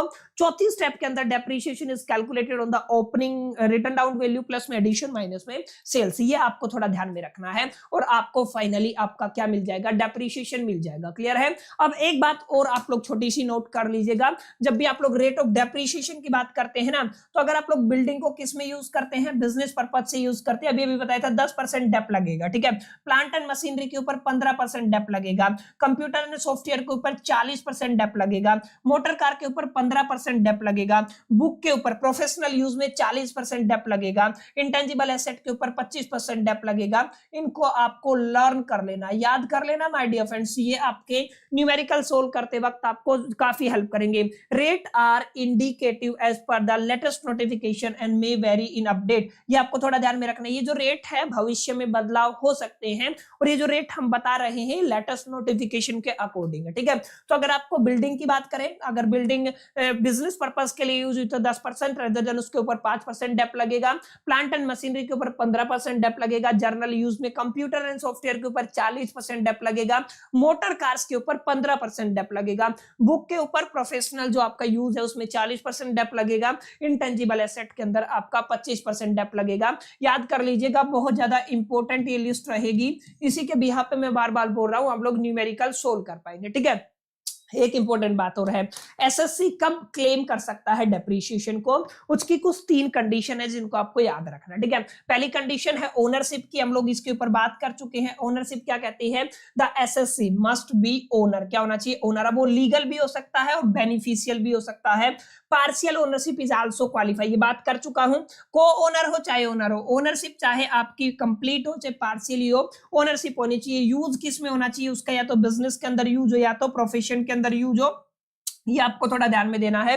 लेकिन अगर if used for the less than 180 days, अगर उसका यूज कितने हुए, 1 साल से 180 दिन से कम हुआ है, तो 50% उसका क्या लगेगा, डेप लगेगा। समझ में आया?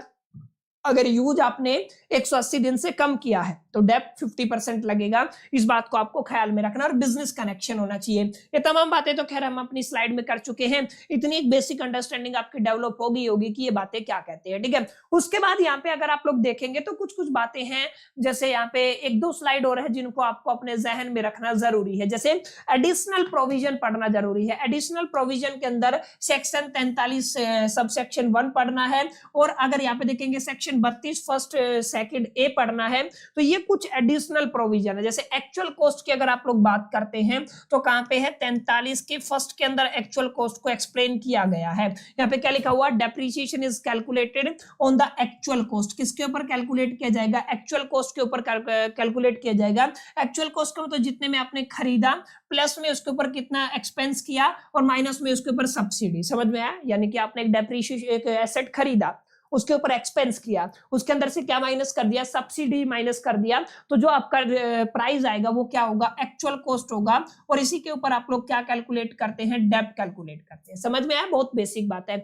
Additional depreciation according to the section 32(1) second A, यहाँ पे क्या है, अवेलेबल द मैन्युफैक्चरिंग और ए पावर जनरेशन अंडरटेकिंग, यानी कि यहाँ पे क्या कह रहा है, 20% of actual cost of a new plant and machinery excluding office equipment, furniture and the second hand machinery. ये आपको थोड़ा याद रखना। अगर आप लोग इसको 180 दिन से कम यूज करते हैं, 10% in the year, then the balance will be 10% in the next. ये कुछ बेसिक बातें इतनी यूज नहीं होंगी, लेकिन ये वाला पॉइंट काफी इंपॉर्टेंट है, इसको आपको याद करके चलना है, याद कर लेना है, एक बार दिमाग में रख लेना है। एक ये वाला पॉइंट भी काफी इंपॉर्टेंट है, no depreciation on the land, जमीन के ऊपर कोई डेप्रिसिएशन नहीं लगता है, ये तो आपको पता भी होगा, ठीक है।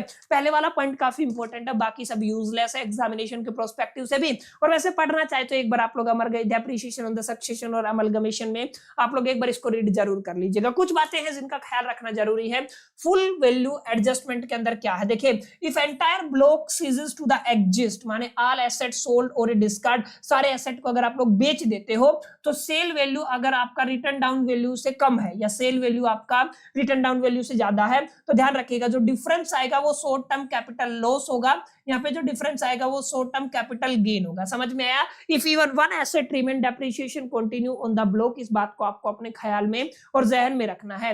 And if the asset is put to the use for the less than 180 days, तो आपको कितना परसेंट डेप्रिसिएशन कैलकुलेट करना है, 50% डेप्रिसिएशन कैलकुलेट करना है। इस मुद्दे पर हम लोग चर्चा पहले भी कर चुके हैं। समझ में आया? तो depreciation on the intangible asset, और ये कुछ लीडिंग केस है, जुडिशली लीडिंग केस है, जिनको हम लोग अपने आने वाले वक्त के दरमियान डिस्कस करने वाले हैं। तो माय डियर फ्रेंड्स, आज की क्लास ये किस तरीके से इनकम टैक्स के अंदर profit and gain by the business business and profession के अंदर आप लोग डेप्रिसिएशन को कैलकुलेट करते हैं, क्या क्या स्टेप है जिनको आप लोग इस्तेमाल करते हैं और एग्जैक्टली किस किस तरीके के न्यूमेरिकल आपको आपके फाइनल एग्जामिनेशन के अंदर देखने को मिलेंगे।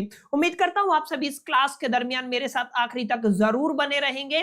कंटेंट अगर आपको यूजफुल लगता है, हेल्पफुल लगता है तो इस वीडियो को लाइक करके अपने दोस्तों के साथ शेयर जरूर करेंगे। बहरहाल विदाउट वेस्टिंग टाइम चलिए शुरू करते हैं। My dear friends, income tax के अंदर आपका काफी इंपॉर्टेंट चैप्टर है पीजीबीपी, जिसको आप लोग कहते हैं profit and gain by the business and profession. इसको लेकर के चैनल के ऊपर मैं ऑलरेडी 2 क्लासेस अपलोड कर चुका हूं, ये तीसरा क्लास रहेगा। सेकंड क्लास के अंदर हम लोगों ने कंप्लीटली डिटेल में जाकर के अंडरस्टैंड कर लिया था इनकम टैक्स के सेक्शन 32 को जो जुड़ा हुआ है डेप्रिसिएशन से। अभी तक डेप्रिसिएशन आप सभी ने फाइनेंशियल अकाउंटिंग के अंदर काफी डिटेल में पढ़ लिया होगा, लेकिन मैं आप सभी से रिक्वेस्ट करूंगा जो जो चीजें आप सभी ने डेप्रिसिएशन को लेकर के आपके फाइनेंशियल अकाउंटिंग के अंदर पढ़ी है उसको आपको एक बार साइड में रखना पड़ेगा, यानी उस इंफॉर्मेशन को आपको एक बार यहां पर भूलना पड़ेगा और एक नई तरीके से इनकम टैक्स के अंदर डेप्रिसिएशन को अलग तरीके से कैलकुलेट किया जाता है, अलग तरीके की न्यूमेरिकल आपको देखने को मिलती हैं। एग्जैक्टली जब आप लोग डेप्रिसिएशन की बात करेंगे और डेप्रिसिएशन के कंप्यूटेशन की बात करेंगे ना, तो बुनियादी तौर पे माय डियर फ्रेंड्स इस चीज को कैलकुलेट करने के लिए हम लोग बुनियादी तौर पे 4 स्टेप फॉलो करने वाले हैं, ठीक है। तो ये आपको थोड़ा ध्यान देना है। 4 स्टेप के अंदर डेप्रिसिएशन कैलकुलेट होता है। सबसे पहले आपको क्या चाहिए? सबसे पहले माय डियर फ्रेंड्स आप सभी को चाहिए आपका ओपनिंग रिटर्न डाउन वैल्यू, यानी आप लोग क्या कह सकते हैं, आप लोग यहाँ पे कह सकते हैं आपके पास सबसे पहला फैक्टर क्या रहेगा, आपको गिवन होगा ओपनिंग रिटर्न डाउन वैल्यू, ये आपको चाहिए। इसके बिना यहाँ पे डेप्रिसिएशन को कैलकुलेट कर पाना थोड़ा डिफिकल्ट रहेगा। फिर आपको सेकंड स्टेप में क्या करना है, यहाँ पे एडिशन आप लोगों को कर देना है। किस चीज का एडिशन होगा? जो भी आप लोग परचेज करने वाले हैं, सवाल के अंदर आपको गिवन होगा जो भी परचेज होगा उसको आपको ऐड कर देना है। अगर आपने कुछ भी सेल किया है माय डियर फ्रेंड्स तो आप लोग उसको क्या कर देंगे, माइनस कर देंगे। यहाँ पे आप लोगों को ध्यान देना है ओपनिंग रिटर्न डाउन वैल्यू आपको गिवन होगा, ऐड करना है परचेज को, लेस किसको करना है, सेल को। चौथी स्टेप में जो आपको मिलेगा दैट इज द क्लोजिंग, जिसको आप लोग क्या कहते हैं, आप लोग कहते हैं क्लोजिंग रिटर्न डाउन वैल्यू। और इस क्लोजिंग रिटर्न डाउन वैल्यू के ऊपर माय डियर फ्रेंड्स हम लोग क्या अप्लाई करने वाले हैं, आपका डेप्रिसिएशन अप्लाई करने वाले हैं। इस बात को आपको अपने जहन में, अपने ख्याल में रखना है। इसके अलावा अगर आप सभी को याद होगा डेप्रिसिएशन के अंदर मैंने बताया था अगर आप लोग कभी भी जब आप लोग क्वेश्चन को टैकल करेंगे तो आप लोग पाएंगे परचेज के 180 दिन से ज्यादा यूज किया या 180 दिन से कम यूज किया। अगर आप सभी को याद है 180 से ज्यादा दिन आपका डेटा बनता है, इनकी ग्रेटर देन 180 की अगर आप लोग बात करते हैं तो आपको फुल डेप्रिसिएशन अप्लाई करना है जिस रेंज में वो आता है। और अगर आप लोग 180 दिन से कम इस चीज को इस्तेमाल करते हैं तो आपको 50% हाफ डेप्रिसिएशन अप्लाई करना है। 50% का मतलब क्या होता है, आपका हाफ डेप्रिसिएशन रहने वाला है। क्लियर? ये बुनियादी तौर पे 3-4 स्टेप रहेंगी जिनको अगर आप लोग फॉलो करते हैं तो आप लोग ऐसा मान के चले कि आप लोग बहुत इजीली किसी भी क्वेश्चन को टैकल कर पाएंगे। ये बहुत आसान है। इसके अलावा अगर आप सभी को याद हो पिछली क्लास के अंदर मैंने आपको बताया था यहाँ पे ब्लॉक्स बनने वाले हैं। ब्लॉक्स आपके 2 चीजों पे डिपेंड करेंगे। पहला तो आपका परसेंटेज, यानी कि डेप्रिसिएशन का क्या परसेंटेज आपको गिवन है इस पर डिपेंड करेगा। तो आप लोग क्या कहेंगे, आप लोग परसेंटेज को एक तरीके से कंसिडरेशन में रखेंगे। दूसरा जो फैक्टर रहेगा वो आपकी कैटेगरी रहेगी, माने आपका जो एसेट है वो किससे बिलोंग करता है। जैसे फर्नीचर के लिए आपको अलग से ब्लॉक बनाना पड़ता है, अगर आप लोग प्लांट एंड मशीनरी की बात करते हैं, P&P की मैं बात कर रहा हूं, इसको अलग से टैकल करना पड़ता है, यानी कि अलग अलग कैटेगरी आपकी बनती है। जैसे अगर आप लोग इंटेंजिबल एसेट की बात करते हैं, अगर आप लोग पेटेंट्स वगैरह की बात करते हैं, इंटेंजिबल एसेट्स तो एटसेट्रा, ऐसे आप लोग क्या कह सकते हैं, अलग अलग कैटेगरियां बनती हैं जिनको आप लोगों ने किस नाम से जाना था, ब्लॉक के नाम से जाना था। अगर आपने इतना कुछ समझ लिया तो बस बहुत आसान तरीके से आप लोग क्या कर पाएंगे, आप लोग इसको इजीली टैकल कर पाएंगे। ठीक है? और यहाँ पे आपको एक चीज और ध्यान देनी है, जो मैंने परसेंटेज आपको याद करने के लिए बोला था कि ये वाली परसेंटेज आपको जरूर अपने जहन में रखनी है, वो परसेंटेज को जरूर आप लोग मेमोराइज कर लीजिएगा, क्योंकि कई बार क्वेश्चन के अंदर परसेंटेज गिवन नहीं होता है और वहां पर जाकर के हम लोग कंफ्यूज हो जाते हैं। थोड़ा आगे चलते हैं। थोड़ा आगे चले तो यहाँ पे क्या देखने को मिलेगा, अब यहाँ पे अगर आप लोग प्रैक्टिकल न्यूमेरिकल की बात करते हैं तो जो गिरीश आहूजा की आपकी किताब है, अभी लेटेस्ट वर्जन अगर आप लोग यूज कर रहे हैं तो उसके अंदर इलिस्ट्रेशन नंबर 6.5 है, जहां पे आप लोग ध्यान दीजिएगा, कोई भी एम लिमिटेड करके है, ओन्स द फॉलोइंग एसेट, उसके पास कितने ये सारे एसेट है, और ये देखिएगा डेट क्या है 1/4/2024 को लेकर के है। अब यहाँ पे इस तरीके के सवाल के अंदर आपको अगर ध्यान देंगे तो तीन ही चीजें मिलेंगी। क्या क्या मिलेंगी, आपको ओपनिंग रिटर्न डाउन वैल्यू मिलेगा, उसके बाद परचेज की डिटेल मिलेंगी, और उसके बाद आपको सेल्स की डिटेल मिलेंगी। अलोंग विद आपको क्या मिलेगा, कई बार क्वेश्चन के अंदर परसेंटेज ऑफ डेप्रिसिएशन गिवन होता है, कई बार हमें ब्लॉक के अकॉर्डिंग उसको याद करना पड़ता है, ये थोड़ा आप लोग ध्यान दीजिएगा, कई बार गिवन होता है और कई बार ब्लॉक के अकॉर्डिंग हमें उनको याद करना पड़ता है। तो यहाँ पे अगर आप लोग देखेंगे तो पहली इंफॉर्मेशन आपके एसेट को लेकर के गिवन है, और एसेट के अंदर अगर आप लोग ध्यान देंगे ये 10% का आपका एक ब्लॉक बन जाएगा, 5% का एक ब्लॉक बन जाएगा, 15% का एक ब्लॉक बन जाएगा, ऐसे ही 30% का अपना एक ब्लॉक बनेगा, और 10% का अपना एक ब्लॉक बनेगा। अब काफी बच्चे कंफ्यूज होंगे कि सर 10% का आपका यहाँ पे, जैसे अगर आप लोग मैं कहूं इसको आप लोग क्या कहेंगे, सर ये आपका ब्लॉक 1 रहेगा, माने पहला ब्लॉक रहेगा, इसको आप लोग क्या कहेंगे, आप लोग ब्लॉक सेकंड कहेंगे, इसको आप लोग नाम दे दीजिए, ये क्या बनेगा आपका ब्लॉक 3rd बनेगा, इसको मैं क्या कह देता हूं, ब्लॉक 4th कह देता हूं, और इसको मैं क्या कहने वाला हूं, आपका ब्लॉक 5 कहने वाला हूं। अब काफी बच्चे कई बार नासमझी में ये गलती कर देते हैं, सर इसका भी डेप्रिसिएशन, रेट ऑफ डेप्रिसिएशन 10% है और इनका भी रेट ऑफ डेप्रिसिएशन 10% है, तो हमें ब्लॉक 5 बनाने की जरूरत ही नहीं है, हम इसमें ही ऐड ऑन कर देंगे। लेकिन नहीं, यहाँ पे अगर आप लोग ध्यान देंगे, ये जो 10% है ये माय डियर फ्रेंड्स आपकी बिल्डिंग को लेकर के है। अगर आप लोग फोकस करेंगे किसको लेकर के है, बिल्डिंग को लेकर के है, तो बिल्डिंग का अपना एक ब्लॉक बनता है। ऐसे ही अगर आप लोग नीचे देखेंगे ये फर्नीचर है, तो फर्नीचर का अपना एक ब्लॉक बनता है, माने सेपरेटली आपको सबके ब्लॉक बनाने पड़ेंगे, इस बात को आपको ख्याल में रखना है, ठीक है। जैसे ही आप लोग ब्लॉक बनाते हैं, जैसे एक पर्टिकुलर परसेंटेज के हिसाब से एक पर्टिकुलर कैटेगरी का माय डियर फ्रेंड्स आप सभी यहाँ पे ब्लॉक तैयार करेंगे। जैसे मान लीजिए पहले ही आप लोग बात करते हैं, सबसे पहले मैं किसकी बात करता हूँ, बिल्डिंग की बात करता हूँ, 10% ब्लॉक आप लोग बना लेंगे, इसके अंदर उस तमाम चीजों को आपको क्या करना है, टोटल कर लेना है, और वो जो टोटल बनेगा वो क्या बन जाएगा, वो आपका ओपनिंग क्या बन जाएगा, रिटर्न डाउन वैल्यू बन जाएगा। बस इसमें अब क्या करना है, अगर आपने कुछ खरीदा है उसको ऐड कर दीजिए, यानी कि ऐड आप लोग क्या कर देंगे, परचेज कर देंगे, और अगर आपने कुछ बेचा है तो उसको क्या कर देंगे, लेस कर देंगे, यानी माइनस हो जाएगा। अगर आपने कुछ सेल्स किया है तो वो क्या हो जाएगा, माइनस हो जाएगा। ये क्या बन जाएगा, अभी अभी मैंने आपको समझाया, ये बन जाएगा आपका क्लोजिंग रिटर्न डाउन वैल्यू, जिसको आपकी कोई भी वैल्यू आएगी, इसके ऊपर आपको क्या अप्लाई करना है, डेप अप्लाई करना है। सर नहीं समझ में आया, ये बात तो आपने पीछे भी बता दी थी, यहाँ पे प्रैक्टिकली करके बताइए। चलिए प्रैक्टिकली समझ लेते हैं एक बार, ताकि आपको चीजें और बेटर वे में समझ में आए। सबसे पहला ब्लॉक था आपका किससे जुड़ा हुआ था, सर सबसे पहला ब्लॉक है वो आपकी बिल्डिंग से जुड़ा हुआ है। कितना परसेंट डेप्रिसिएशन दिया हुआ है, 10% डेप्रिसिएशन दिया हुआ है। तो मैं यहाँ पे सबसे पहला ब्लॉक तैयार कर लेता हूँ, 10% बिल्डिंग ब्लॉक। आप लोग क्या लिखेंगे, ऐसे ही आपको एग्जाम के अंदर लिखना है, 10% बिल्डिंग ब्लॉक, ये आपका ऐसे लिख देंगे आप लोग, और यहाँ पे आपका क्या हो जाएगा, एक ब्लॉक तैयार हो जाएगा। अब जितने भी 10% बिल्डिंग वाली चीजें हैं, यहाँ पे हम लोग उनको क्या करते जाएंगे, ऐड ऑन करते जाएंगे। जैसे आपकी बिल्डिंग ए है, बी है और सी है, 3 बिल्डिंग है, तो यहाँ पे आप लोग क्या लिखेंगे, आप लोग लिखेंगे यहाँ पे ओपनिंग बैलेंस। देखिए आप लोगों को कैसे लिखना है, आपको लिखना है यहाँ पे ओपनिंग रिटर्न डाउन वैल्यू, और किस डेट के अंदर आपको गिवन है, यहाँ पे ध्यान दीजिएगा 1/4/2024 के अंदर। तो आप लोग यहाँ पे क्या लिखेंगे, 1/4/2024 आप लोग लिख देंगे। सबसे पहले आप लोग किसकी बात कर रहे हैं माय डियर फ्रेंड, सबसे पहले आप लोग बिल्डिंग ए की बात कर रहे हैं, ठीक है। अगर आप बिल्डिंग ए की बात करते हैं तो इसका वैल्यू है 10,20,000, तो मैं कितना कर दूंगा, यहाँ पे आपका 10,20,000 वैल्यू आपका ऐड हो जाएगा, ठीक है। अगर आप लोग अगली बिल्डिंग की बात करते हैं, क्योंकि 3 बिल्डिंग आपको दी गई है ना, तो आप लोग क्या कहेंगे, सर ये बिल्डिंग बी है, और बिल्डिंग बी का अगर आप लोग 5,40,000 वैल्यू लेके चलते हैं, यहाँ पे अगर आप लोग देखेंगे तो कितना हो गया, ये 5,40,000 हो गया है। ऐसे ही माय डियर फ्रेंड्स आपका क्या आ जाएगा, आपका बिल्डिंग सी आ जाएगा। तो यहाँ पे आप लोग क्या लिख देंगे, बिल्डिंग सी लिख देंगे। बिल्डिंग सी की वैल्यू है 6,35,000। अब इनको क्या करना है, आपको सभी को ऐड ऑन करना है, तभी आपका क्लोजिंग रिटर्न डाउन वैल्यू आएगा।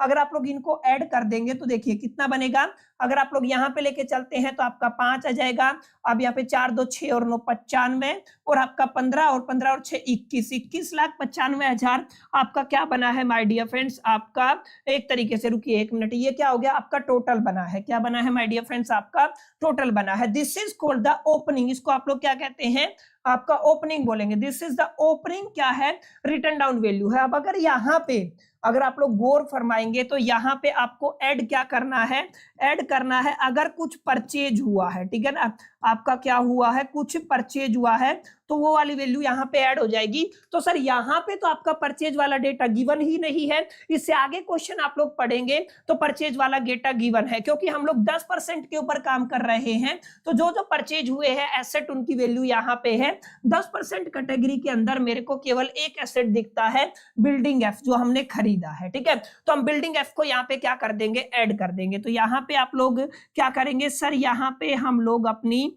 बिल्डिंग एफ को क्या करने वाले हैं, ऐड करने वाले हैं, जिसका वैल्यू हमने देखा कितना है आपका 5,40,000। तो आप लोग क्या करेंगे माय डियर फ्रेंड्स, आप लोग यहाँ पे 5,40,000 को ऐड करने वाले हैं, ठीक है। अगर आप लोग ध्यान से देखेंगे आपका ऐड के बाद किसका कॉलम आएगा, आपको सबसे पहले एसेट गिवन होगा, उसके बाद आपको क्या क्या चीजें आपने परचेज की वो गिवन होगा, उसके बाद आपने क्या क्या सेल किया, क्या क्या सेल किया उसकी डिटेल्स होंगी गिवन। अब यहाँ पे मशीनरी सी हमारे पास थी या नहीं थी, आप लोग थोड़ा देख लीजिए। यहाँ पे आपका मशीन सी था, लेकिन ये तो बिल्डिंग वाला ब्लॉक है तो इस पे आपका कोई काम नहीं रहेगा। एक बार आप लोग इस चीज को इतना छोड़ दीजिए, यहां तक समझ में आया कि नहीं आया। सबसे पहले मैंने 10% बिल्डिंग ब्लॉक बना लिया है, फिर मैंने क्या किया है, क्या क्या परचेज किया। अगर आप लोग कंफ्यूज हो रहे हैं तो इस कॉलम को भी एक बार हटा दीजिए ताकि आपको चीजें समझ में आए। अब मैं दूसरा कॉलम तैयार कर लेता हूं, किससे जुड़ा रहेगा, वो आपका जुड़ा रहेगा अगले ब्लॉक से, ठीक है ना। तो आप लोग थोड़ा ध्यान दीजिएगा, अभी अगला कॉलम हम लोग तैयार करने वाले हैं। यस, अगला कॉलम किससे जुड़ा है, ध्यान दीजिएगा। ये तो आपका 10% बिल्डिंग हो गया, बिल्डिंग के अंदर ही 5% ब्लॉक बनेगा। तो आप लोग क्या कहेंगे सर, आप लोग कहेंगे 5% बिल्डिंग ब्लॉक। तो यहाँ पे मैंने क्या लिख दिया, आपका 5% बिल्डिंग ब्लॉक लिख दिया, ठीक है।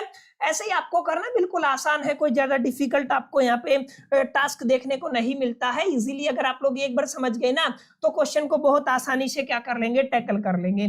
अब देखिएगा क्या करना है। अगर आप लोग यहाँ पे देखेंगे कितनी वैल्यू है, 5% में 2 वैल्यू है, बिल्डिंग डी और बिल्डिंग ई। तो यहाँ पे भी आप लोग क्या लिखेंगे सर, वही लिखेंगे जो यहाँ पे लिखा है। आप लोग लिखेंगे opening written down value on 1/4/2024, ठीक है ना, ये आपकी रिटर्न डाउन वैल्यू है। अब यहाँ पे अगर आप लोग देखेंगे तो बिल्डिंग, कौन सी बिल्डिंग आपको गिवन थी, ये आप थोड़ा ध्यान दीजिएगा। आपकी बिल्डिंग डी गिवन थी और आपका शायद ई था, आपका बिल्डिंग डी था और उसके बाद क्या है, आपका ई है। तो यहाँ पे क्या लिख दोगे, एक तो बिल्डिंग डी के लिए आपको काम करना है, एक किसके लिए काम करना है, आपको बिल्डिंग ई के लिए काम करना है। तो यहाँ पे क्या आ जाएगा, आपका बिल्डिंग ई आ जाएगा। दोनों की वैल्यूज देख लीजिए, 2 60 3 10। तो यहाँ पे आपका कितना हो जाएगा, 2,60,000 हो जाएगा और यहाँ पे कितना हो जाएगा, 3,10,000 हो जाएगा। समझ में आई इतनी बात, ओके सर, यहाँ तक समझ में आ गया। टोटल कर लीजिए, आपका ये बनेगा 4,80,000। क्लियर है, ये आपकी वैल्यू आ गई है। किसकी बात कर रहा हूं मैं, आपके 5% बिल्डिंग ब्लॉक की। अब थोड़ा आगे चलें, चलिए थोड़ा आगे चलते हैं तो क्या होगा सर, थोड़ा आगे चलोगे तो अगला क्वेश्चन आ जाएगा, अगला क्वेश्चन नहीं मतलब अगला टास्क आप लोग लेके चलेंगे। आगे किसकी बात हो रही है, आगे 15% ब्लॉक की बात हो रही है। तो यहाँ पे आप लोग डाल देंगे, क्या डाल देंगे, 15% बिल्डिंग ब्लॉक है।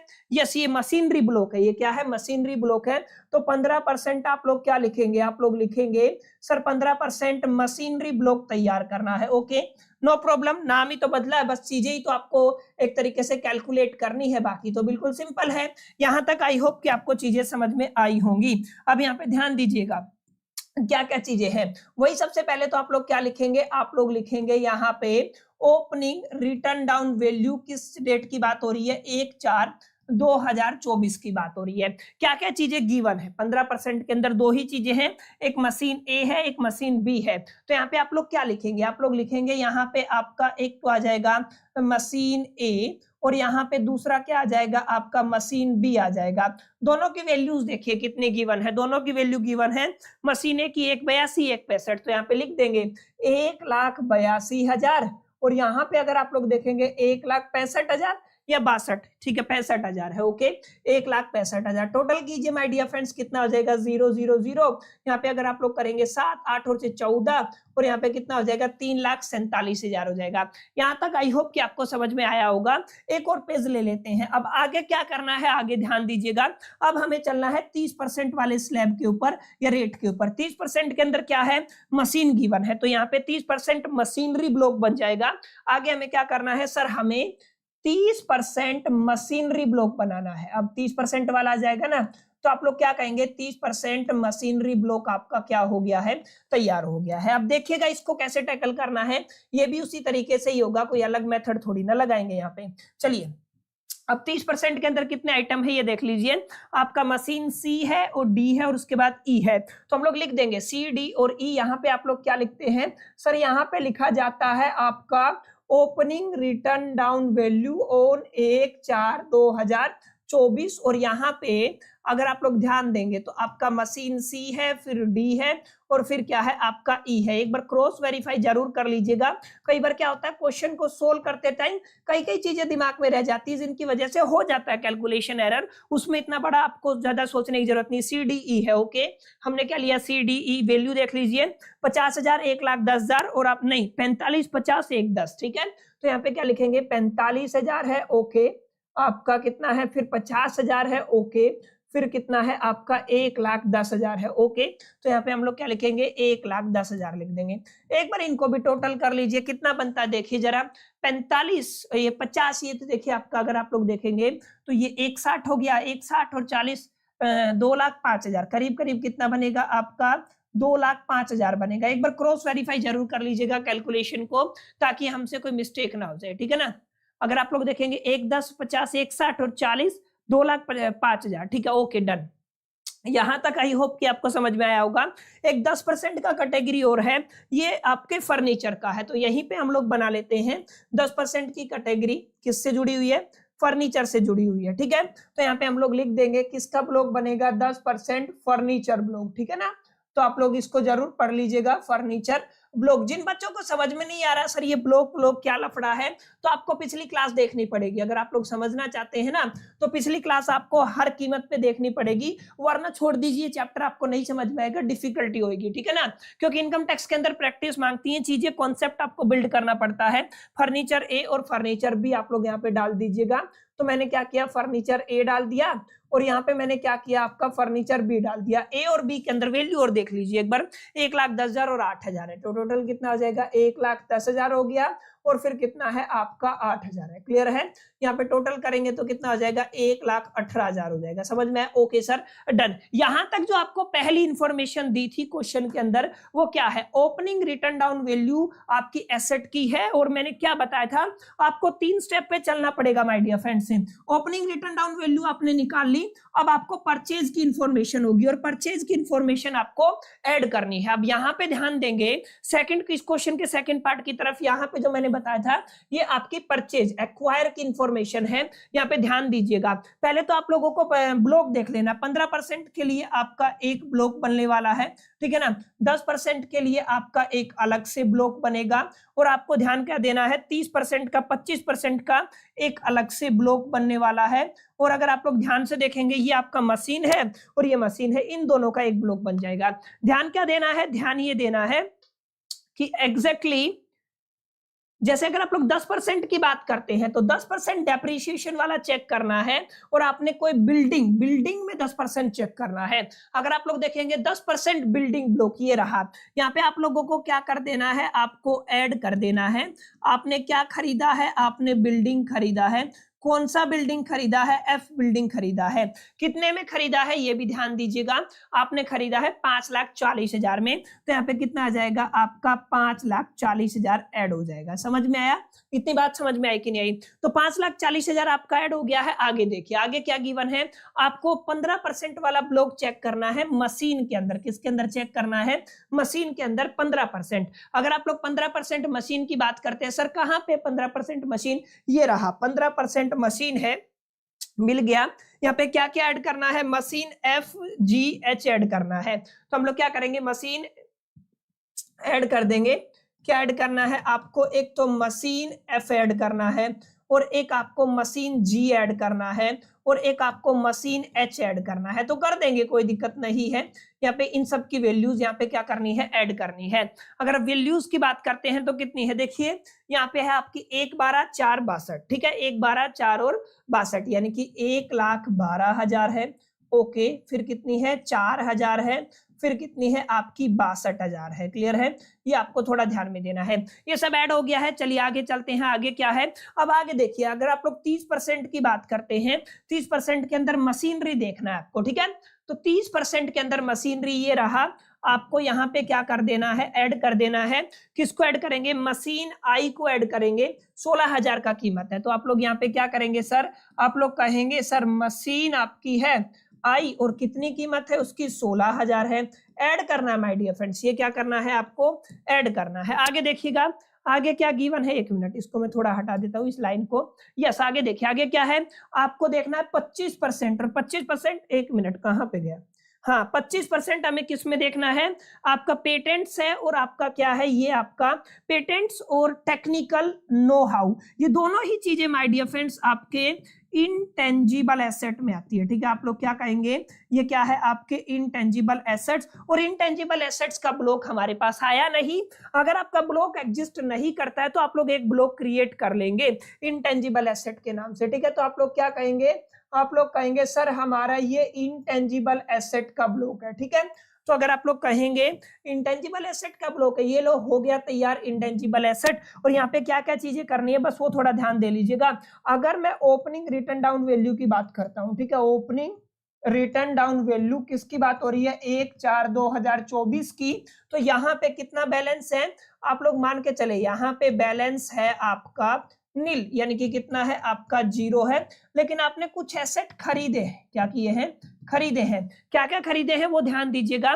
आपने एक तो खरीदा है पेटेंट्स और एक नो हाउ, तो दोनों लिख देंगे हम लोग। एक तो पेटेंट्स लिख देंगे, यानी कि आपने क्या किया, आपने एक तो पेटेंट्स लिया है और एक ने आपने क्या खरीदा है, नो हाउ खरीदा है। ठीक है, तो यहाँ पे हम लोग क्या करेंगे, नो हाउ कर देंगे। ठीक है ना, अब यहाँ पे देखिएगा पेटेंट्स और नो हाउ के अंदर कितनी कितनी वैल्यू आपको गिवन है, एक में 40,000 एक में 60,000। ओके, नो प्रॉब्लम, 40-60 कर दो यहाँ पे।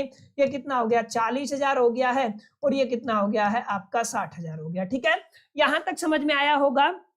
इसके बाद मशीनरी के अंदर 30% देखिए, और मशीन के अंदर क्या चेक करना है, 30% ब्लॉक। तो 30% मशीनरी के अंदर ये रहा, आपने मशीन वाई खरीदा है 5 लाख के अंदर, तो यहाँ पे आप लोग क्या लिख देंगे, आप लोग लिख देंगे मशीन खरीदा है 5 लाख के अंदर, मशीन का नाम क्या है, वाई है। तो यहाँ पे आप लोग क्या करेंगे, आप लोग लिखेंगे सर आपने क्या खरीदा है, मशीन खरीदा है, वाई कितने में खरीदा है, 5 लाख के अंदर खरीदा है। ओके सर, 5 लाख डन हो गया है। यहां तक कुछ बातें समझ में आई होंगी, डेफिनेटली रिवाइंड करके देखेंगे तो समझ में आएगा। एक बार दोबारा से देखते, देखिए क्या बताया, कंप्यूटेशन ऑफ डेप्रिसिएशन करना है, 4 स्टेप में चलेगा। ओपनिंग रिटर्न डाउन वैल्यू का मतलब क्या है, यहाँ पे आपको ब्लॉक्स बनाने हैं, क्या बनाने हैं, ब्लॉक्स बनाने हैं, और अपनी परसेंटेज और अपनी कैटेगरी के हिसाब से ब्लॉक्स का टोटल कर लेना है। जो भी आइटम परचेज किया है उसको ऐड कर देना है। अभी तक परचेज वाली स्लाइड मैंने आपको दिखाई, ये पूरा एक क्वेश्चन है। ठीक है, परचेज वाला सब ऐड हो गया है। अब अगर आप लोग ध्यान देंगे, ध्यान क्या देंगे, यहाँ पे ध्यान देंगे तो अब लेस क्या करना है, सेल्स करना है। सेल्स कितना है, अगर आप लोग ध्यान देंगे तो सेल्स का कॉलम आपको गिवन है। ये तो परचेज का था, ये आपका सोल्ड आउट एसेट हो गए हैं। सोल्ड आउट क्या हुआ है, एक तो मशीन सी हुआ है, तो आप लोग सर्च कीजिए मशीन सी कहां पर है। अगर आप लोग ध्यान देंगे मशीन का कॉलम देखना है, ABC ये रहा, तो मशीन सी सोल्ड कर दिया आपने। तो कलर चेंज कर लेता हूं मैं, ध्यान दीजिएगा, कोई डिफरेंट ही कलर ले लेते माइनस करने के लिए। ठीक है ना, आपको क्या करना है, आपको लेस करना है। आपको क्या लेस करना है, मशीन सी को लेस करना है। कितने प्राइस में बेचा है ये भी ध्यान दीजिएगा। मशीन सी का प्राइस गया है 1,10,000, तो यहाँ पे कितना आएगा, 1,10,000 माय डियर फ्रेंड्स आपको माइनस कर देना। समझ में आई। अब ऐसे ही आपका दूसरा आइटम क्या है, बिल्डिंग के अंदर डी है। अगर आप लोग देखेंगे बिल्डिंग वाला ब्लॉक ढूंढिए, बिल्डिंग वाला ब्लॉक, अगर बिल्डिंग डी इसमें तो नहीं है, ये रही बिल्डिंग डी, तो यहाँ पे आप लोगों को लेस करना है। लेस क्या करना है, आपको बिल्डिंग डी को लेस करना है, ठीक है ना। आप लोग क्या कहेंगे, बिल्डिंग डी को आपको क्या करना है, लेस करना है। कितने में बिका है, 4 लाख में बिका है। तो यहाँ पे आपको ध्यान देना है कितना वैल्यू आ जाएगा, 4 लाख आ जाएगा, जो आपको क्या करना है, माइनस करना है, ठीक है। ब्रैकेट इसीलिए लगा रहा हूं ताकि कैलकुलेशन के टाइम पे हमें ध्यान रह जाए, माइनस करना है, ठीक है ना। मशीन ई देखिए, मशीन ई कहां पर है, अगर आप लोग ध्यान देंगे, मशीन मशीन मशीन का ब्लॉक कौन सा है, यहाँ पे ये रही मशीन ई, तो ये यहाँ पे लेस हो जाएगा आपका मशीन ई, क्लियर है, याद रखिएगा क्या लेस हो जाएगा, मशीन ई लेस हो जाएगा। कितने में बेका है, 80,000 में बेका है, तो हमें क्या करना पड़ेगा, माइनस करना पड़ेगा, ठीक है। 80,000 आपको क्या करना पड़ेगा, माइनस करना पड़ेगा। तो देखिए सारी चीजें मैंने राइट कर दी है, आपको एक सिस्टमेटिक फॉर्मेट में सारी चीजें समझा दी हैं, बस आपको टोटल करना। अब क्या करना है, अब हमारा रह जाता है टोटल का काम। टोटल आपका कैलकुलेटर करेगा, थोड़ा समय लगेगा, लेकिन सवाल आपको बनाना है अगर आप लोग चाहते हैं पूरे मार्क्स इनकम टैक्स के अंदर आपको आ जाए। सबसे पहले हम लोगों ने पहला ही कॉलम है ना अपना, एक बार देख लीजिए, ये पहला ही है। तो हमारे पास क्या है, अगर आप लोग बैलेंस की बात करते हैं तो यहाँ पे क्या बनेगा, अब बनेगा आपका क्लोजिंग रिटर्न डाउन वैल्यू। 1/4 को शुरू किया था 2024 के अंदर, ठीक है ना, और यहाँ पे कब की बात हो जाएगी, 31/3/2025 को, ठीक है। तो दोनों को क्या करना है, केवल ऐड करना है 21, और आप 1 मिनट, 21,95,000 है आपका, आपको ऐड कर लेना है 21 लाख कितना है, 95,000। एक बार कैलकुलेटर देना, ठीक है ना, एक बार जस्ट ए मिनट इनको कैलकुलेट करना है। क्या करना है, कैलकुलेट करना है। वैसे आप लोग देखेंगे तो टोटल आपके पास बैलेंस बन ही जाएगा, ठीक है। अब क्लोजिंग, ये बैलेंस लिख रहा हूं मैं, ठीक है, यहाँ पे आपने क्या लिखा है, आपने लिखा है बैलेंस, ठीक है ना। अब देखिए कैलकुलेटर से करते हैं, आप लोग प्लीज एक कैलकुलेटर जरूर ले लीजिएगा, मेरा दाएं बाएं हो रखा है, कैलकुलेटर में आसानी रहती चीजों को। चलिए 21,95,000 है, इसके अंदर ऐड करना है 5,40,000, ठीक है ना। ओके, 27,35,000 हो गया है, तो ये कितना हो गया, 27,35,000 का आपका क्या बना, बैलेंस बना। ध्यान क्या देने वाली बात है, ध्यान देने वाली बात ये है, ये 10% का आपका क्या था, इसके ऊपर डेप्रीशिएशन लग रहा था, ठीक है। तो यहाँ पे आप लोग क्या कैलकुलेट कर लेंगे, डेप्रीशिएशन कैलकुलेट करेंगे। किस रेट से कैलकुलेट करेंगे, एट द रेट 10%, ठीक है ना। आप लोग किस रेट से करेंगे, 10%। और अगर आप लोग इसका 10% निकालते हैं तो 2,73,500 बनता है, ठीक है। आपका कितना बनता है, 2,73,500। ये आ गया आपका फाइनल आंसर आपके इस ब्लॉक के लिए। एक बार मैं क्रॉस वेरीफाई जरूर कर लेता हूं, इसके बाद इस जस्ट स्लाइड के बाद मैंने आपको आंसर भी प्रोवाइड किए हैं। देखिए ये आपका बना है 21,95,000, ऐड कितना हुआ है, 5,40,000, कितना बना है, 27,35,000, ये कितना बना है, 2,73,500। आपका आंसर कितना आएगा, 2,73,500। यहाँ पे देखिएगा, अगर आप लोग देखेंगे 2,73,500, इसका मतलब आपने बिल्कुल सही सवाल को हल किया है। 10% ऊपर ही लिखा हुआ था। अब 5% वाला आपको कैलकुलेट करना है। अब यहाँ पे तो क्या ही करना है, ये तो बिल्कुल ही आसान है, क्या ही कैलकुलेटर का यूज करोगे, बैलेंस बराबर है 4,80,000 में से माइनस करना है 4 लाख, तो कितना बच जाएगा, 80,000 बच जाएगा। इसके ऊपर आपको डेप लगाना है एट द रेट 10%, ठीक है। अगर आप लोग 10% से डेप लगाते हैं तो कितना आ जाएगा, 8,000 आ जाएगा। ये इसका आंसर हो गया है। यहाँ पे देखिए आपको ऐड करना है, सबको कितना दिया हुआ है, 3,47,000 आपको गिवन है, प्लस करना है 1,12,000। ओके सर, 1,12,000 ऐड कर दिया, फिर 4,000 भी ऐड करना है, फिर 62,000 भी ऐड करना है, 5,25,000 का बैलेंस बनता है, ठीक है। जो क्लोजिंग बैलेंस होता है, मैं डायरेक्ट बैलेंस लिख रहा हूं, आप लोग समझ गए होंगे, 5,25,000, ठीक है ना। अब इसके ऊपर आपको क्या लगाना माय डियर फ्रेंड्स, डेप्रीशिएशन लगाना है। कितने परसेंट का, 1 मिनट मैंने मिस्टेक किया, यहाँ पे जरूर ध्यान दीजिएगा, आप लोग इस चीज को थोड़ा सा सीरियसली कीजिएगा। कितना परसेंट कैलकुलेट करना है, 5%, और अगर आप लोग इसका 5% निकालते हैं तो कितना आएगा, 4,000 आएगा। यहाँ पे आपको डेप्रीशिएशन 15% लगाना है, ठीक है। अगर आप लोग 15% लगाते हैं इसका, तो हमारे पास बनता है 78,750, ठीक है। ये इसका डेप्रीशिएशन, ठीक है। यहां तक समझ में आया। चलिए आगे बढ़ते हैं।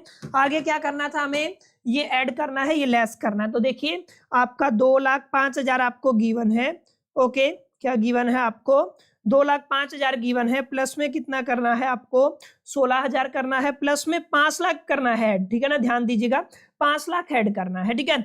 7,21,000 का बैलेंस बनेगा, इसके अंदर से 1,10,000 माइनस करना है और उसी के अंदर से आपको 80,000 भी क्या कर देना है, माइनस कर देना है। तो यहाँ पे आप लोग देखेंगे closing return down value method के अकॉर्डिंग आपका जो बैलेंस बनता है किस डेट को, 31/3/25 की बात हो रही है, तो आपका बैलेंस कितना बनता है, आपका बैलेंस बनता है 5 लाख, टोटल बनेगा आपका, 1 मिनट यहीं पे मिस्टेक हुआ है क्या, आपका कितना था, ऊपर था 2,05,000 था, तो आपने क्या किया, 2,05,000 किया, प्लस में 16,000 ऐड कर दिया, प्लस में 5 लाख ऐड किया है, ठीक है, ओके।